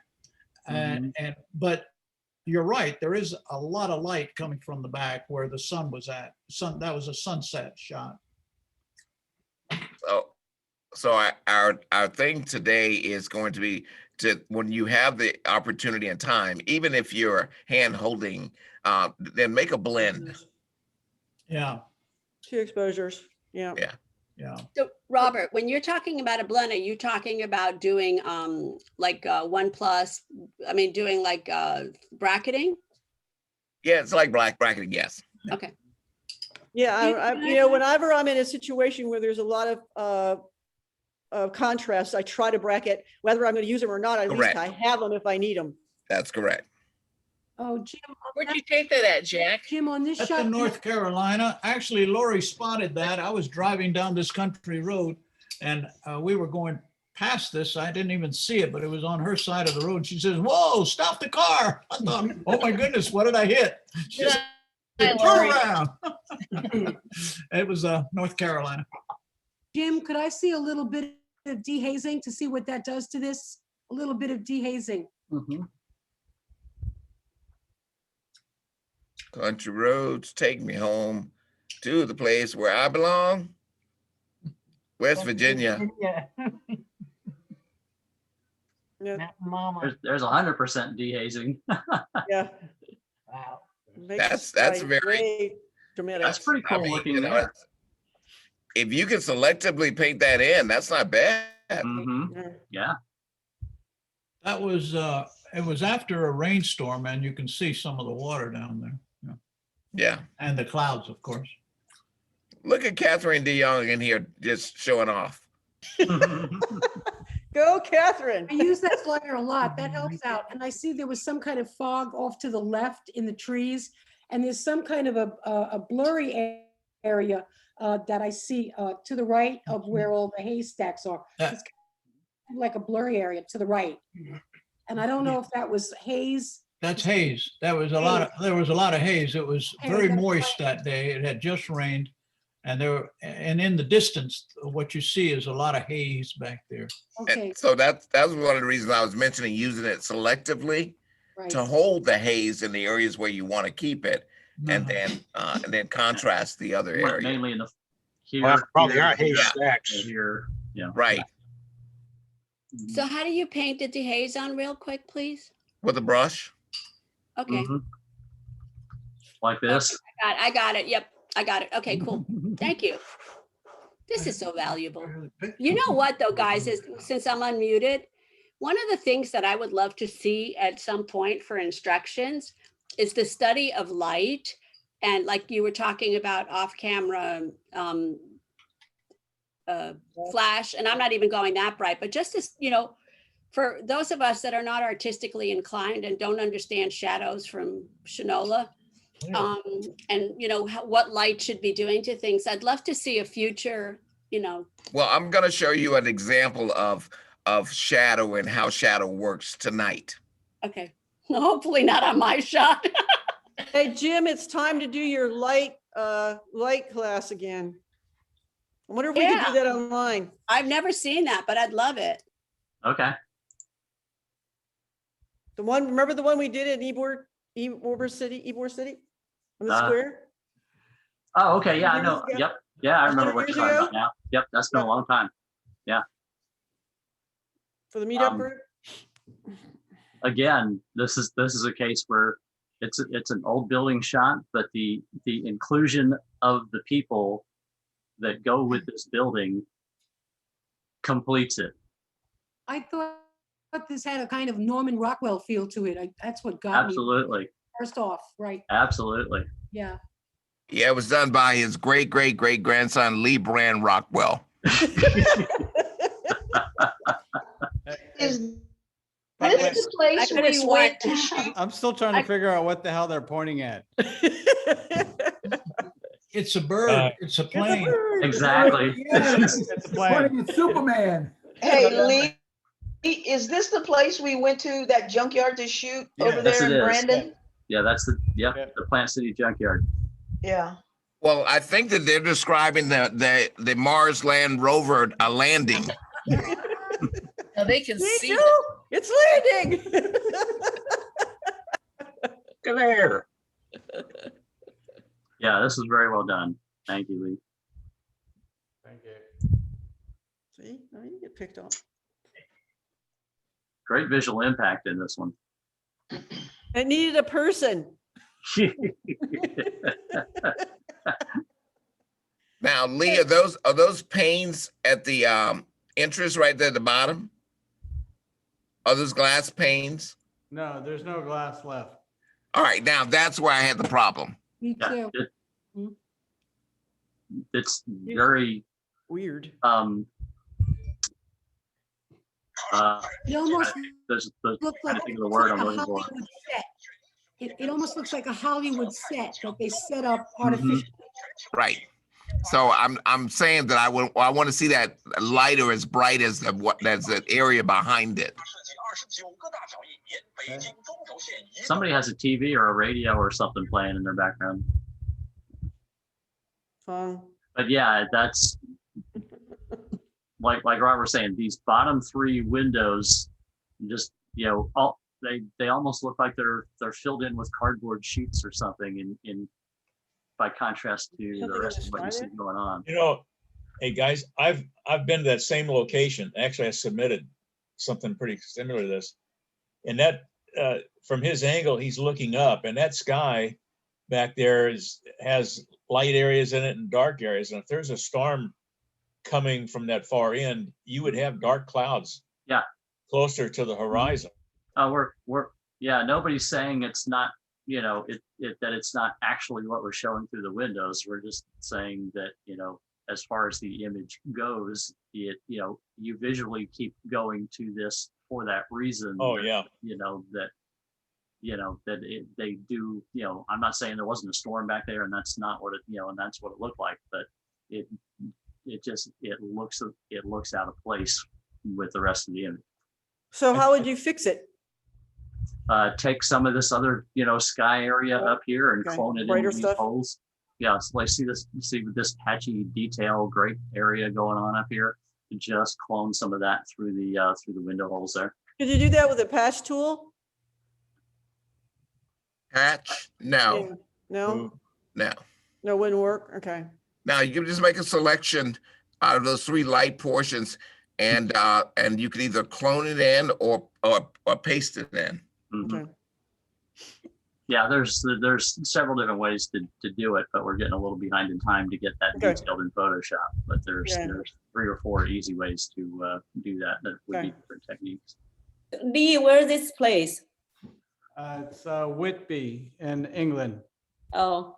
And little historical lesson, that abbey was the one that was most sacked by the Vikings on almost every venture to England. They would go by there and steal everything, and then the abbey would replace it. To replenish their treasury. Yeah, they finally just killed everybody, but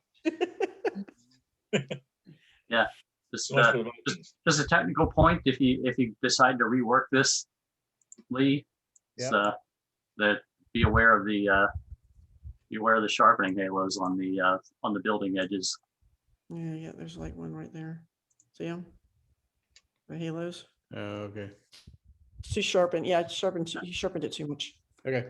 And Oh, you- again, He's 30. were you trying to let him see? I didn't know if he was, you know, yeah.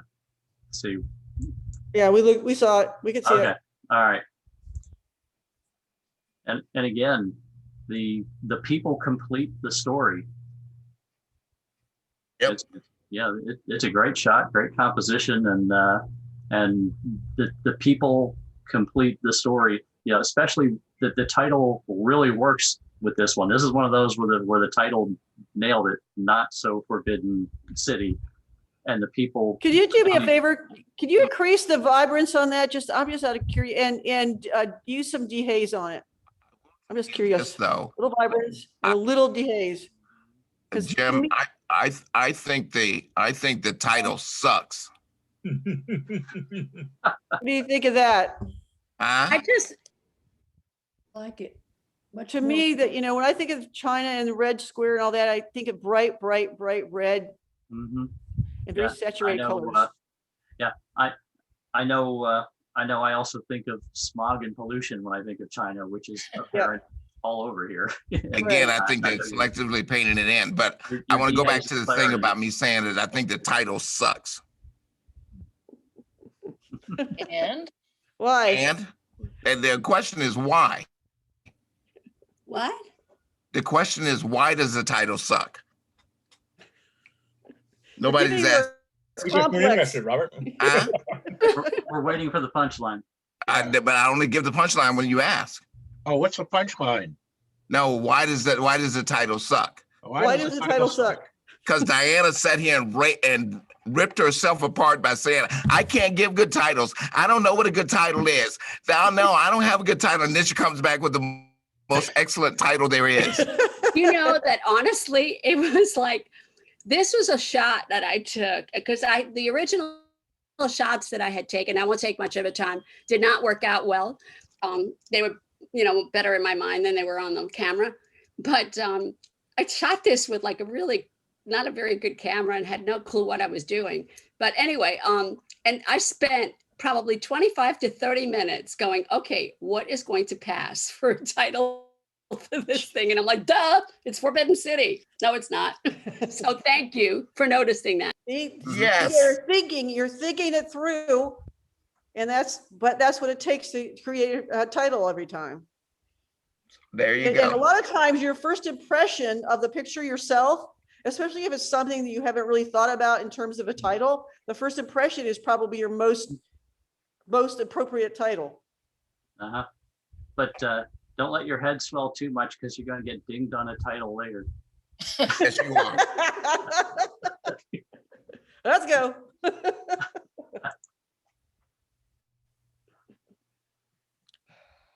Okay. This is this, yeah. Um, this piece here, and oh, it's also very small, low resolution, but also it goes out of focus up here where we want to follow it. This, if I'm not mistaken, this was a point and shoot camera that Yes. the shot was taken with. Yes, sir. Yeah, not without any control of where it's really going to be in focus or not in focus, and what. Yeah. Now, Judy, I also want you to think about what is it you want to say about an image, rather than, hey, that's a cute shot I shot at, and it's an old building. I want you to, from this point forward, start thinking about, what is it? What story do you want to tell? What story do you want others to gain from your photographs? Okay. All right, and I can help you with that now. Okay. He's good at that, Judy. This the diverging lines shape of the building and whatnot here going on is visually distracting. It kind of makes you feel like you're off kilter or off balance, or it has gives you an off equilibrium feel to it. This is one of Chuck's. It's very unchuck-like. Yes. Yeah. Very unchuck-like. There's just clicking that button, that's a huge difference right there. It just doesn't have that that tilted feel so much anymore. I felt like I needed the whole roof. What's that? I felt like I needed the whole roof. I'm with you there, Brian. Yeah, it's just too chopped off, and it's chopped off the chimney. Well, the change is chopped off the chimney, but yeah, it's just it's like they cut it off at the elbow. Yeah, it's if my thought is, okay, if you're going to be cutting like that, and you've got this leading line going to somewhere, then One of the lessons, guys, we may as well, then we may as well. Right, and guys, when you're shooting buildings, remember to give a lot of extra room, because in order to straighten it, it's going to take some of the space away from you, or some of your, some of your, your screen. And so you've got to shoot it wide so that you've got that room to straighten the building out in. Yeah, that's better, actually. Yeah, Jim, I also thought the lighting was kind of flat on it, and I felt it needed a little contrast, and the highlights taken down. Yeah. It felt a little flat. As Yeah, far it's an overcast day, which exactly does give you the the flat lighting that you're referring to. I have a question on this. So, because I've been in this situation, when you have a photo like this, where you don't maybe have enough room to back up to get the whole top of the building, do you sacrifice some of the lower leading line and chop off a little bit of that fence, or what is No, the? you take a bunch of overlapping shots and stitch them together later in Photoshop. Oh, I don't know how to do that yet. You can do a vertical panorama. You can this could have easily been done with a 4-shot camo, 2 on the bottom, 2 on the top. All right. I have to learn how to do that. Yeah, it's not that hard to do at all, but yeah, you don't have to sacrifice anything. You can get get divided up and get sections that'll stitch together. Lynn, next time we go out, no more birds. We're gonna do buildings. Okay, okay. Whatever. Okay. Chuck, is Chuck here tonight? Nope. There is absolutely no reason for this treatment on this photograph. Yeah, it's the treatment does nothing, for the image. The whole composition is wonky. I don't know what happened. It looks like somehow a missed crop or something with with this white line on the bottom, this white line on the edge.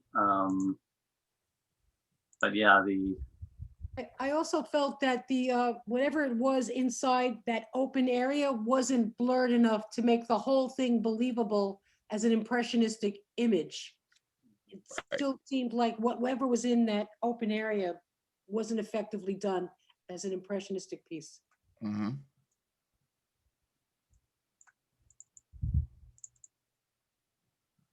Actually, I think that same thing applies to that whole building. That whole building is not like that. The building on the left is not like the building on the right. Mm-hmm. It's like it's two pictures together somehow. Right. Very good. All right. Let's Chug on over to let's general. move into general here real quick and come through here. Okay. Diana, this is great up here. Next time you work on this image, fix whatever this is down here. You know what that's happening with that? My patch tool has been acting really weird, and I went to Adobe for it, and they could not help me at all. And it's leaving smudges. So Robert, that's on our to-do list. That's not your patch tool's problem. Yeah, it is. It's leaving smudges everywhere. No, it's not. It's not your patch tool problem. It's your use of the wrong tool in order to tackle this. Mm-hmm. Anytime you go in with a dark edge against something light, you're going to get that. Okay. That's the way it's designed to work. It's using it's using the wrong tool, as Robert says. Okay. Yeah. Do me a favor. Can we crop this take it from the right-hand side and move over a little bit more,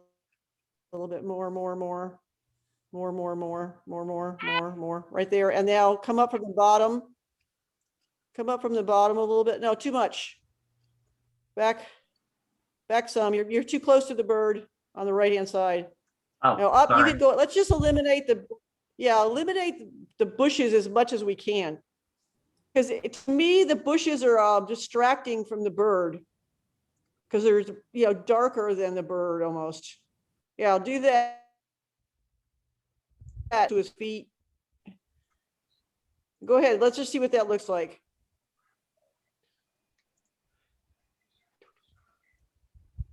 And get rid of that. Yeah, Diana, I like it better without all the bushes. See, I'm not defending it. I was trying to create kind of a framing for it, or a place of landing with the bird.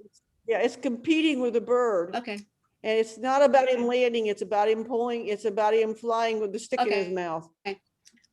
Cropping is not my forte, and I still don't understand all of it. Yeah. So I know. We'll work on that. yeah. Another thing, Lynn. I'm gonna have to put you on the payroll. Yeah, I guess so. Yeah, that's better. Because now it's just about the bird, and because the bushes were just there's too much of them compared to the bird. So Yeah, there's got more it. bushes than there are bird. Yeah. Got it. And yeah, you can work on again sending in bigger pictures too. This is only 960 pixels on the on Okay. the side. It's very Yeah, I asked if I did it. well, I didn't I didn't. We'll do a Zoom on that too. I didn't get to do anything with these images until about 1 a.m. on Wednesday night. So I can't tell people whether they did it right or not in the wee hours of the morning when I get to. No worries, Jim. I appreciate it. Looks like you were wanting to include the reflection, but it's a great story. But the reflection doesn't add anything to the story.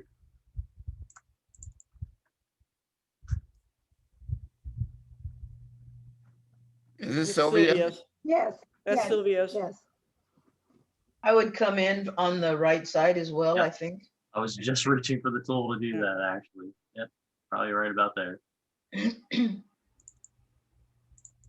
Yeah, I kind of played with that and then I couldn't decide whether to, and actually it was so foggy it was last week in St. Augustine, and there was just total fog, but yeah, it was still in the early afternoon, but the whole beach was totally fogged in. So this is it's a great story.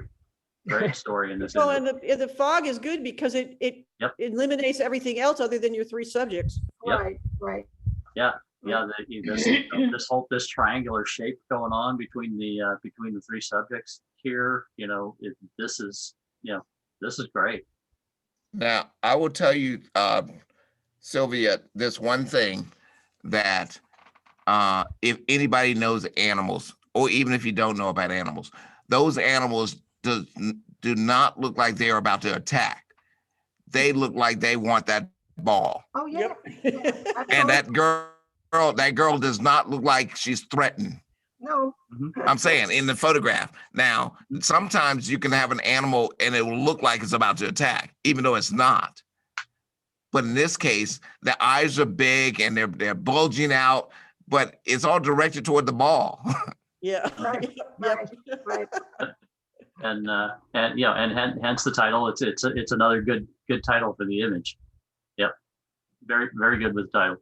What was that title, Jim? Anticipation. Yep. Which you see all over in the expression in those dogs. And I wish you could get this to the parents.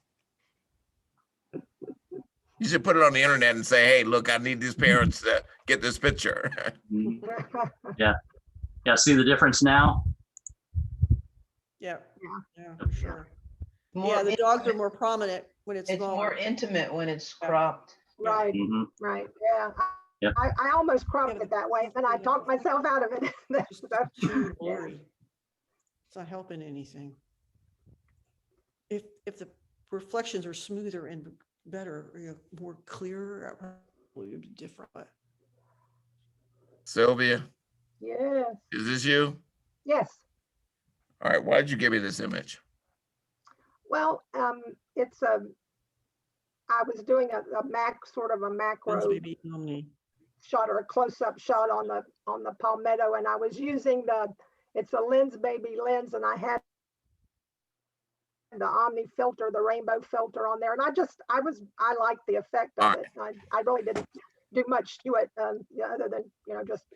I'm going to tell you right now, and is that in a year from now you're going to look at this photograph and you're going to ask, why did I do it?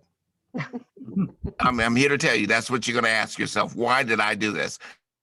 Yes, you like the effect of it, but is the effect working with this photograph? Well, it was for me, but I would say I got the rainbow in there, and how are they enhancing this graphic? I just thought it made an interesting effect. I liked it. Yeah, the effect is interesting. I grant you that. But I'd like for you to use that lens, that particular effect. I want you to use it somewhere else, anywhere else. Okay. Because it's lines competing against lines. Yeah. And I got a yellow competing against a red, green, and blue.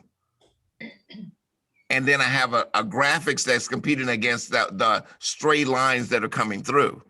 So I got all this competition against this background that's completely the opposite of it. So I got 3 layers of competition.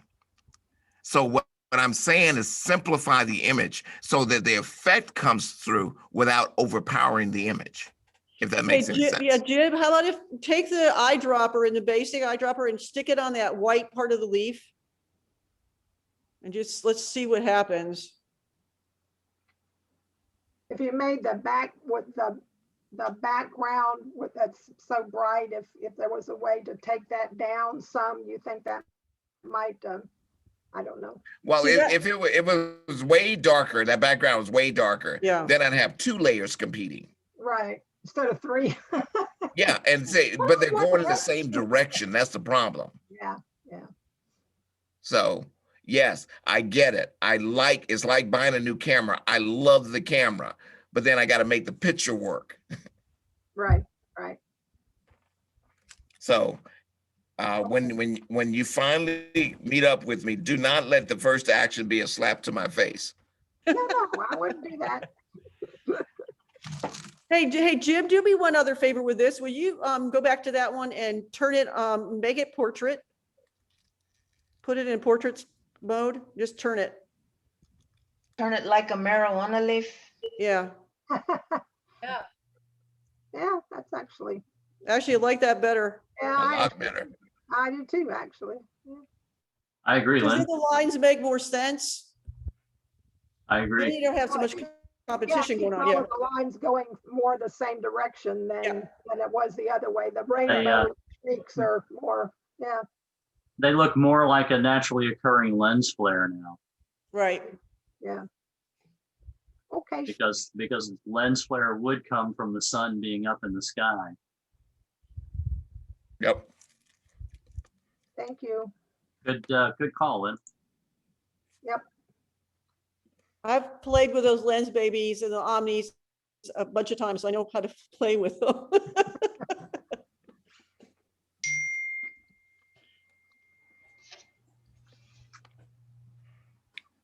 Grass cutting day and JPEG artifact night. It looks like all these JPEG artifacts make it look like it's a cell phone shot. It is a cell phone shot. Okay, well then you succeeded. What are you seeing as JPEG artifacts? I don't see that. Well, look at all these. See all these speckles and speckles and splotches, and you look all over the. Do you see all this? JPEG compression. These are intense JPEG artifacts. Like you get with a phone camera sensor in a situation like that. Don't you see all these little speckles and I do. weirdness going on here? Blueberries. So let's pretend those weren't theirs. What do you think of the composition and otherwise? I see a leading line going to the back of a car in front of a house full of Christmas lights. Yeah, I don't necessarily understand the story unless does this neighborhood have an official grass cutting day and it couldn't be cut because of Christmas lights? I'm not getting where the title plays into what I'm seeing in the image. The title is calling the user's attention to the fact that it would be impossible to cut their grass while they have the Christmas lights out. Now, Brian, let me jump on you right there. I am going to tell you to take that car out of there and put a lawnmower there. Yeah, there we go. Put a lawnmower there and let it be as though it's it's parked right there. Now your story makes sense. Now I tie the grass to the lights, but right now I got a car and I got nothing to tie that story. Absolutely nothing. All right. Well, I hadn't had time to do a lot of photographs, and this was kind of the bottom of my barrel, but I wanted to get some feedback, and I did. I didn't even notice those artifacts. Yeah. White balance. Mule deer, I don't think have blue and purple hair in their ear. Oh, perfect. Bingo. That's what it's supposed to look like. Come on, Jim. Whose shot is this? Jim Hagan. Jim Higgins, are you still with us? No, I'm still here. That's interesting. I probably had it set on auto white balance. I didn't actually change it, but Yeah, well, I mean, auto white balance doesn't always get it right. That's, Yeah. I understand. apparently not. Yeah. This tool right here will help a lot with that. Yeah, he's still hidden though. When you see Yeah. when you see white fur on an animal that's blue and purple in an image, that's a dead giveaway that you have to fix the white balance. That's cool. I didn't even notice that. You're very true. That's very true. All right, Jim Hagan, you need to learn something. When is it that anything that Jim and I have ever said wasn't true? Okay, again, that's overly arrogant of me. And I'm doing it for comic relief only, by the way, folk. Oh, no, you're not. Moving along, moving along. I don't know. Probably when Robert was talking about how good he looked. I don't know. But, there's this is one of those cases where we typically want to avoid bullseye compositions, but there's always exceptions to the rule, and this is one of those cases where the exception, the bullseye composition works with this image. Jim, do you think a little bit? Why? Jim, Go ahead, okay, Catherine. I was going to say with something like this, I would try vignetting also, which would bring the viewer in. I don't know if you can see on your end, it already has a vignette. It already has it in there. Oh, no, It's already vignetted. A little darker, a little darker. Mm-hmm. Just to give it a little more of a wow, a little more impact. Because right now it looks like blur areas on the all around the corners. Yeah. The zoom might not be carrying through, but yeah, it is. It is vignetted. I'd be. Let's be careful about. Yeah, that certainly is an improvement. Mm-hmm. Hey, Jim, he's telling you not to shoot him. But he pulled out the camera and shot him anyway. Yeah. Is that what you're wanting to see, Catherine? Yeah, but now with this color, the black, this color, now that it's this color, the vignetting doesn't look good. Mm-hmm. Use a ellipsis tool, Yeah. not the vignetting. Right. That would be a little better. Lynn, I'll tell you, I messed up on your score. I corrected it, but I messed up. I scored this and when I was scoring it, I'm looking at it, I'm going like, why did she cut off the feet? Peter, there. Wait. I know it's there on your screen, but on my screen, I had it to the zoom. Oh. And I'm getting mad and I'm writing up my critique and I'm ready for you and I'm ready to kill you.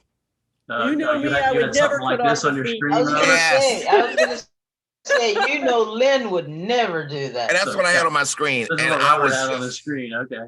But I was so angry. I mean, there was literally smoke coming from all the nostrils and the ears and the orifices. I was ready to light into you. And then when I finally realized that the problem was me, then I held my head down. I started to lick my wounds at that time because I knew that I was going to tell you that I screwed up royally. Surely you weren't wrong. Of course. That's why I started licking my wounds. Very nice.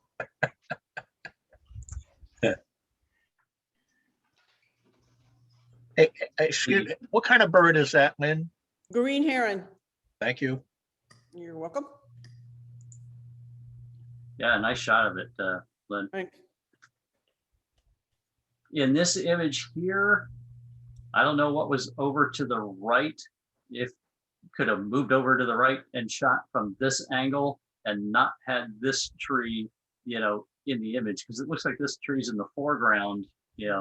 That's what it looks like anyway. It looks like there's a gap between them here that maybe could have been taken out of the frame, because this whole thing here just is a visual distraction to what I get that you're trying to impart, over here.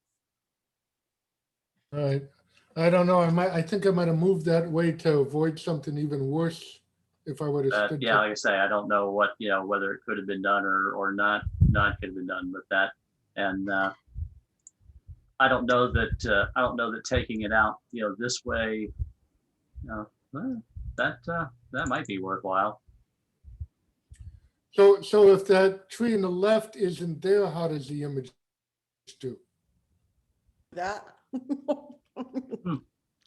It's not Yeah, there now? it doesn't, it catches, it's what it is, warm morning sun, but beyond that, it doesn't, it doesn't hold a lot of interest. There's not a lot of story other than, okay, there's sunrise light shining on a tree and a fence.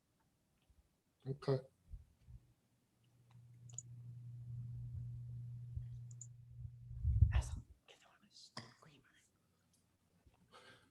Ooh, is the author of this photograph here? I'm still guilty. Still Jim. Okay. Please, when you went to make this photograph, tell me what you wanted to convey to your audience about this person. What I was looking at right here, I was in Daytona Beach getting those shots, and this poor girl sitting out there, and it was cold. It was a little bit of drizzle, and I was just, it was the winter's hero. That's what I was thinking anyway. And there was not a lot that I could do. I didn't understand the flag up there without the. I guess she's a lifeguard and caught a bum duty or something. I don't know. It looks like an insect on that flag.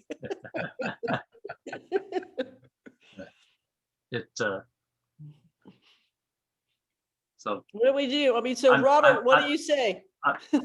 I'm waiting to hear what Robert has to say here. Well, I don't think that you captured the mood of this particular photograph by including all of these elements. Meaning, I don't have to have the, okay, yeah, come all the way up. The photograph, I'm gonna tell you right now, Jim, it does not work. Okay, I'm saying to you that this is not the shot, and pull it in. I don't even need the people over there. Nope. So if to the Robert, right. if he'd stepped to the left a little more and gotten My personal thought is if we were guard going to do against something the like site? this, the lifeguard, the job of a lifeguard is to keep the people safe. So I Okay, would, as far as the story goes, I wouldn't have a problem with people being in it, but. But my point was this, is that I don't see a lifeguard in this photograph. I see somebody who's coming near the lifeguard stand. That's what I see here. And it's I see a very cold lifeguard. And say I don't have any other indication other than the stand itself that tells me the official portion of this person. Let's say we take that umbrella out of there. Let's just say we take it out of there, just for the sake of argument. Not only take it out of there physically right now, let's just say it at the time when you're making this shot. And we pull that thing back so that the lifeguard hat shows a little bit more. And we showed her in this thing without that umbrella competing with it. Then I'd have something. Well, Robert, what you'd have there is altered reality, because this is what we really had that day. I know. I agree with you. I agree with you 500%. I'm saying to you that there are things that are taken away from your actual story. And these are some of the things that are taken away from it that would help visually. And sometimes we have to engage with the people and say, you mind if I move this? You mind if I do that? In fact, all of those National Geo stories that we love to read about, the photographer goes in and moves things around, contrary to what people think that happens. You don't just walk up on these shots in order to tell that story. So sometimes we have to go outside that element and say, hey, just for a moment, can I move this? And then most people they will comply and oblige. They will. I know it sounds like you say, well, you're the professional, you do this, but I didn't get to be a professional until I started doing this. Okay, I honestly thought I told a story about her sitting there, but what do I know? Okay. And or Robert, if he stepped to the left a little bit, and at the very, if you would have just the sky behind her, and she looked at him. Yeah, would that have been a better that is not the problem. The problem is that thing that's in front of her that you won't find at a lifeguard stand. Right. Unless it's on the back. Yeah, you would. Yeah, that wouldn't be usually there. Sticks up over top of them. Yeah. Yeah, that's what I'm saying. It would not be there. Yeah. Yeah. So it is very visually leading to the outside. So it's a strong line, which takes away from her chill. Right. Okay. On two levels. All right. She's cold and she's chilling. That's the biggest. Yeah. Issue. Hey, actually, and you see automatically, I don't have that distraction. Right. Right. Okay. Right there. That's the biggest distraction. That's what I was complaining about. Okay, Robert, I'm never gonna laugh at another one of your jokes.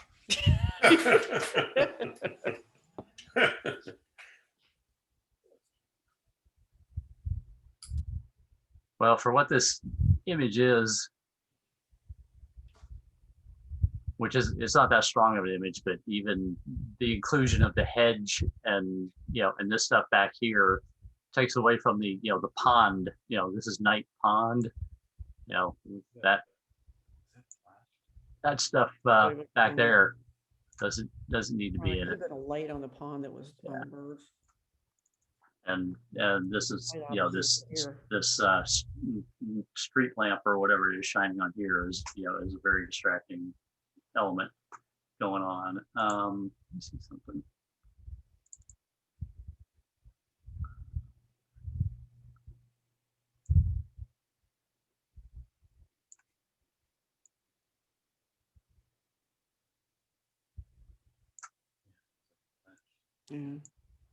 Yeah, that's helping to a certain extent. Right. Take that off of there, but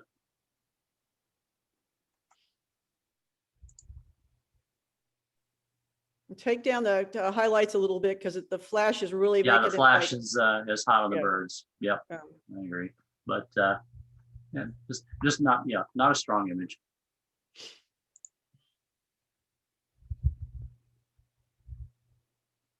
Who do we have here? Caesar.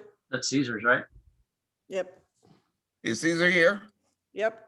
Yes, I am. You still there? Caesar. Yes. I want you to control your highlights. Okay. Yeah, take those highlights down just a tad, Jim. You can do it with the highlight slider. Yeah. Wait a Not minute. that. Let me turn off the rush.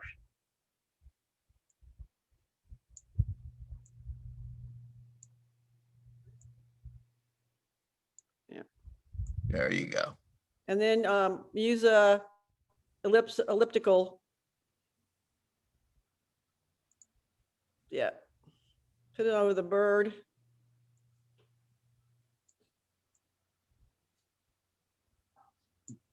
All right, what do you want done? Now darken everything else. Oh, and invert off. You got it. You got it. You're there it is. protecting the Down there. bird. Yeah. Yeah, Let's there do we the go. outside. Mhm. Now bring your saturation up. There you go. Darken the outside so the bird is lighter, and there's more contrast behind that. That's better. And then duplicate this. Duplicate the ellipsis.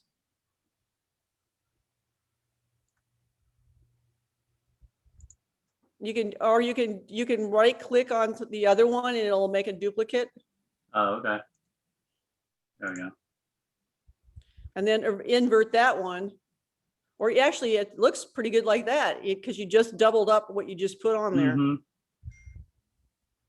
So get rid of the, see, that makes the bird stand out much more because it's before it was all pretty much the same values. Okay. So why would you duplicate the ellipsis instead of increasing the slider values that you used on the first one? Because it's going to make it too dark. Sometimes it just works. I mean, sometimes Yeah. I do this a lot. Yeah, And, mathematically, what it's doing with the math in the background, duplicating it often is actually applying different mathematics Right. to the pixels than just increasing the slider. And so Right. you do get a different look by duplicating versus increasing the slider. I will say something about one thing about duplication in Lightroom. Pull up your radio tool, Jim. Your audio dropped out. What tool?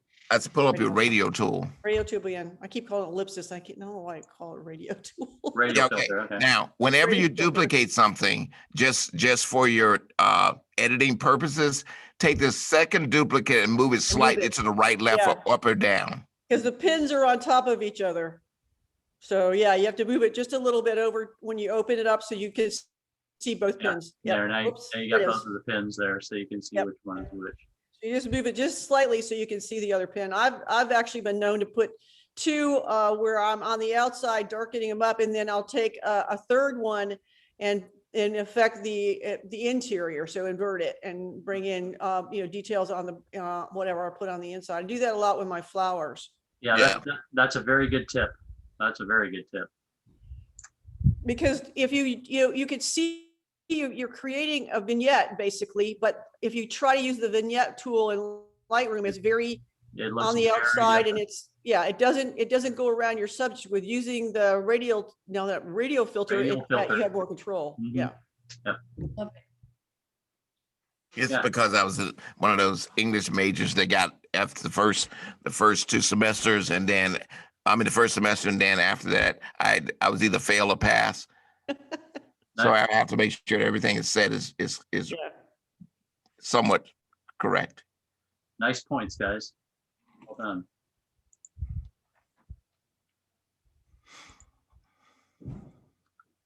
I really like the shape, the form, Cheers. the geometry of what's going on in here.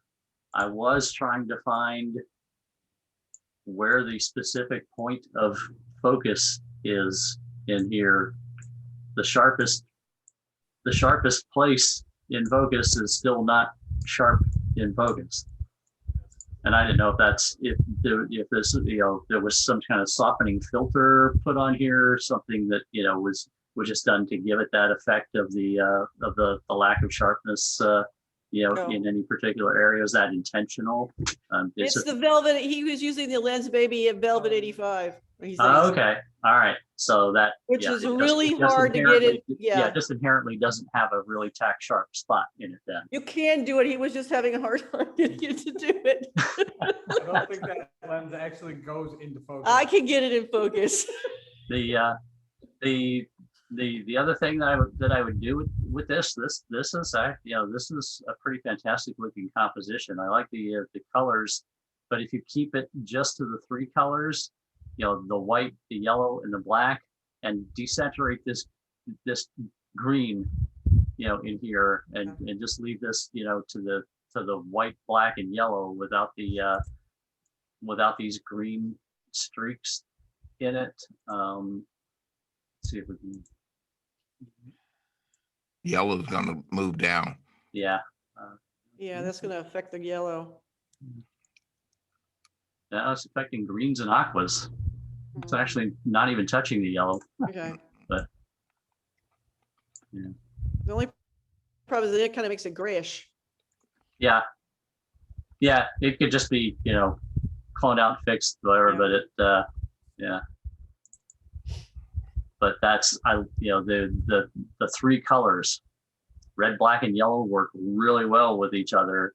but then this color over here is kind of the color itself is a distracting element. The color in the pattern. If this were just smooth white, then what's going on in here graphically would really pop. I have a quick question because I missed the beginning of this. Sorry, my grandkids are here for the weekend. On that, I would have ditched that if that had been my photo. I would have thrown it out because I would have been all hung up on the fact that the stain, this part, the yellow part wasn't sharp. Does that matter? Yeah, it does. Okay.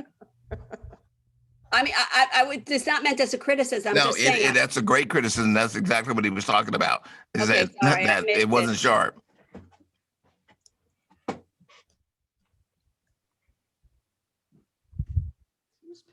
I love the shapes in this. I like how the sun sits right over this. This spiral leads you right up to this sunspot.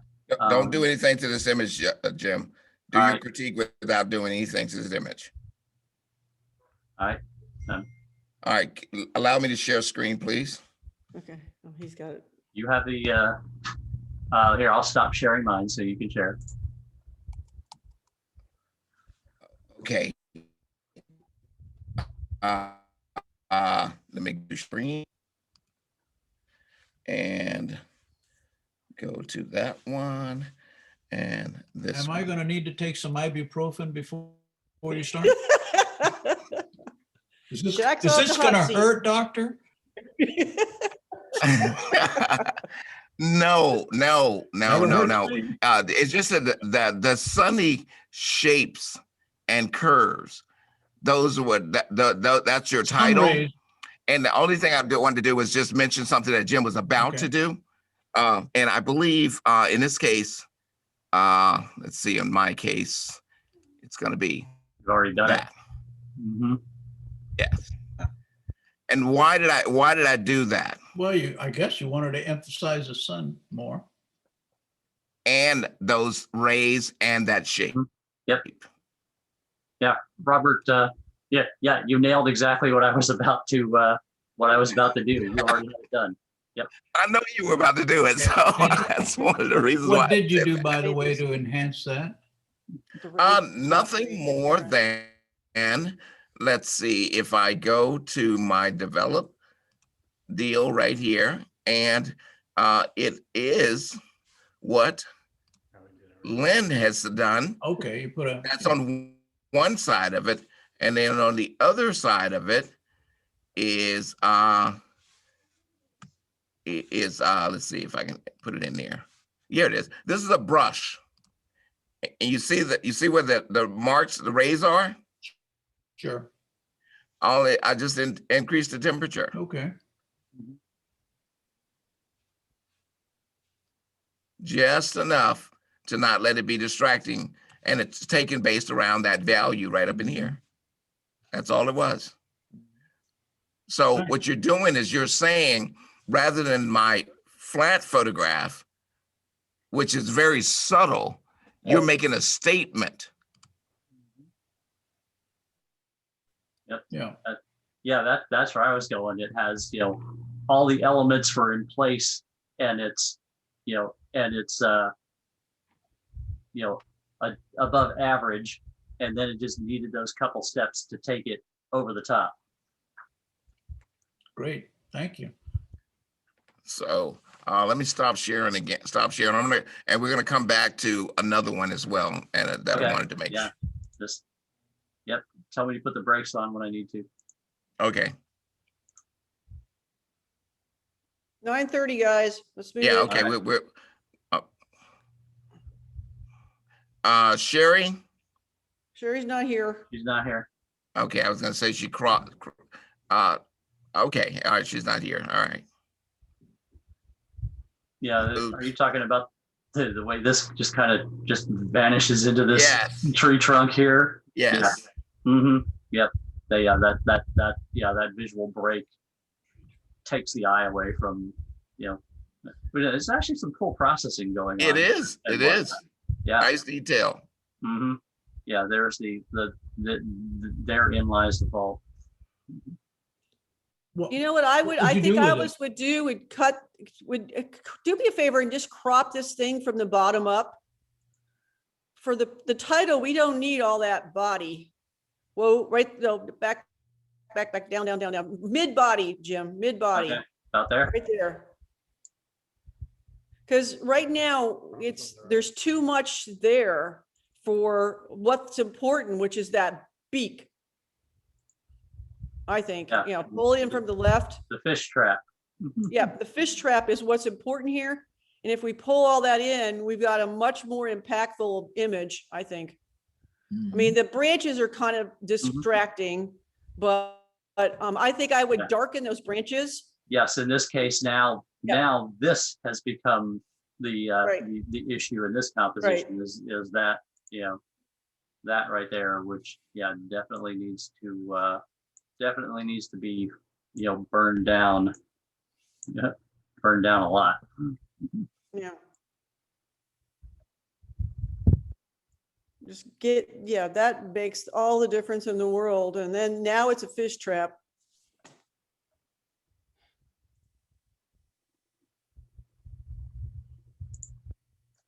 And in that same vein, this is crazy legs. And again, you know, all the sticks back here in the background, the shadow on the head, you know, all that is, you know, distracting stuff. Well, you want to talk about, you know, crazy legs. Yeah, just use the legs. There, yeah. And I've seen plenty of pictures of bird. There's a lot of the bird people that just show the feet, you know, because the feet are pretty interesting sometimes. I agree. This is actually, I find this very much more visual impact and a stronger image. Yep. Yeah, I love seeing this detail in here and everything. Yeah, the way this toe angles. Yep. There we go. Can I ask a huge favor? My grandkids are here and I've got to read them a story. Could I get my critique ahead of time so that I can run and give them a story? Otherwise, we have 3 images left to go. Here's the last one. I'm gonna say good night, everybody. Go to the last one. Go to the last one real quick. And I'm gonna show that one. Okay. All right, let me share the screen. All right. Let me stop sharing. Sorry, I just have to go take care of them. Okay. It is share. And okay, here's where you were. Okay. Did she go? Nope, she's I'm here. Okay, you go. This is where you were. This is a crop. Okay. Now the problem is this area, a dark area in there, and then here is the Photoshop version. Yep. Yep. And too much stuff in there, Diana. Go read to your kids. And talking about titles, where's the social aspect? Yeah, no social aspect in here. There's nothing social in that.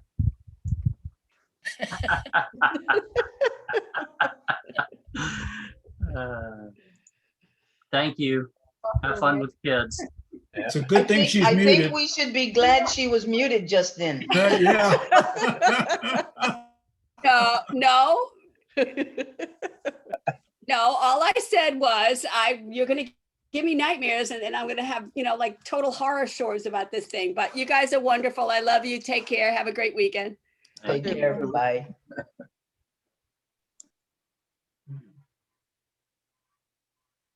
All right, Luann, Yes. go crawl up on an Eskimo and take your camera and make it die.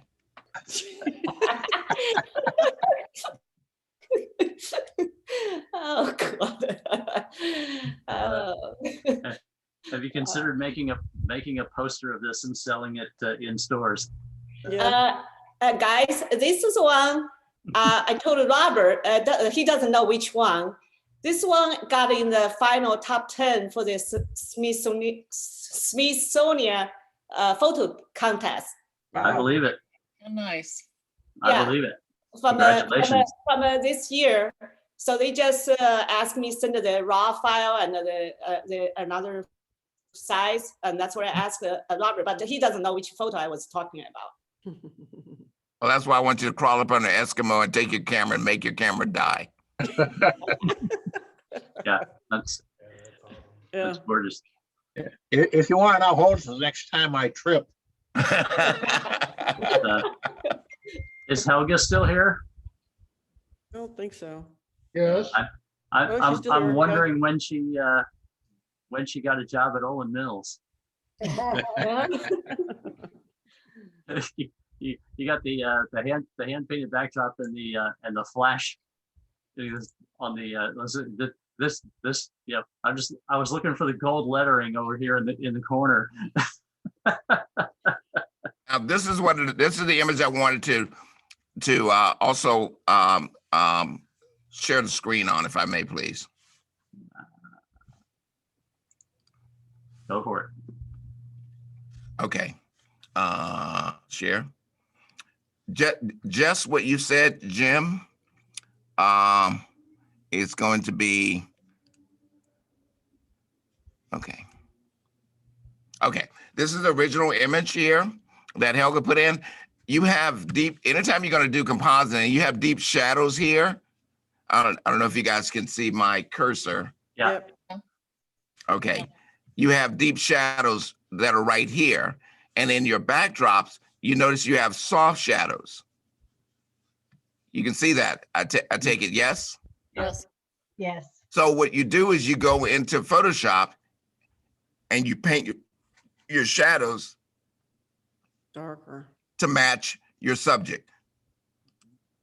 All right, now, let's just take a look at the depth difference.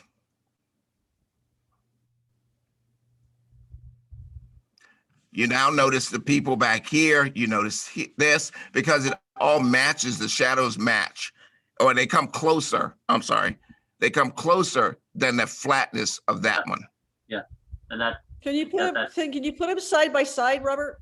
I can. Let's see, G, and put those two together and compare, and L and L. Wait a minute, L. There you go. Okay, so the one on the left is the fixed one, right? Yes. Correct. Okay. Yeah. You see it has deeper shadows. Yeah. Yeah, that's what I say. The instant that popped up on my screen, that whole soft in the background and the hard light on the front, that just said Olin Mills. Yeah. When I looked at it. So when you match the lighting on the foreground to the light in the background, or vice versa, yeah, okay, however it's said. What you do is you get somewhat more of a realistic fake. Right. So that's what I wanted you to know. All right, that all makes sense? Yep. Yep. And all it is, by the way, folk, if you are let me see, comparing, you can do it in Lightroom or do it in Photoshop. And let's see, the letter L and the L. And if you're in Lightroom, it's just a matter of taking a brush, develop. I'm almost there. Taking a brush, pumping in contrast. I'm pumping it in 100%, and I simply paint right there. Paint, not everything. Brush is too big, but just paint the lines. You see that? Yeah. Yes. And see, now the shadows are hard,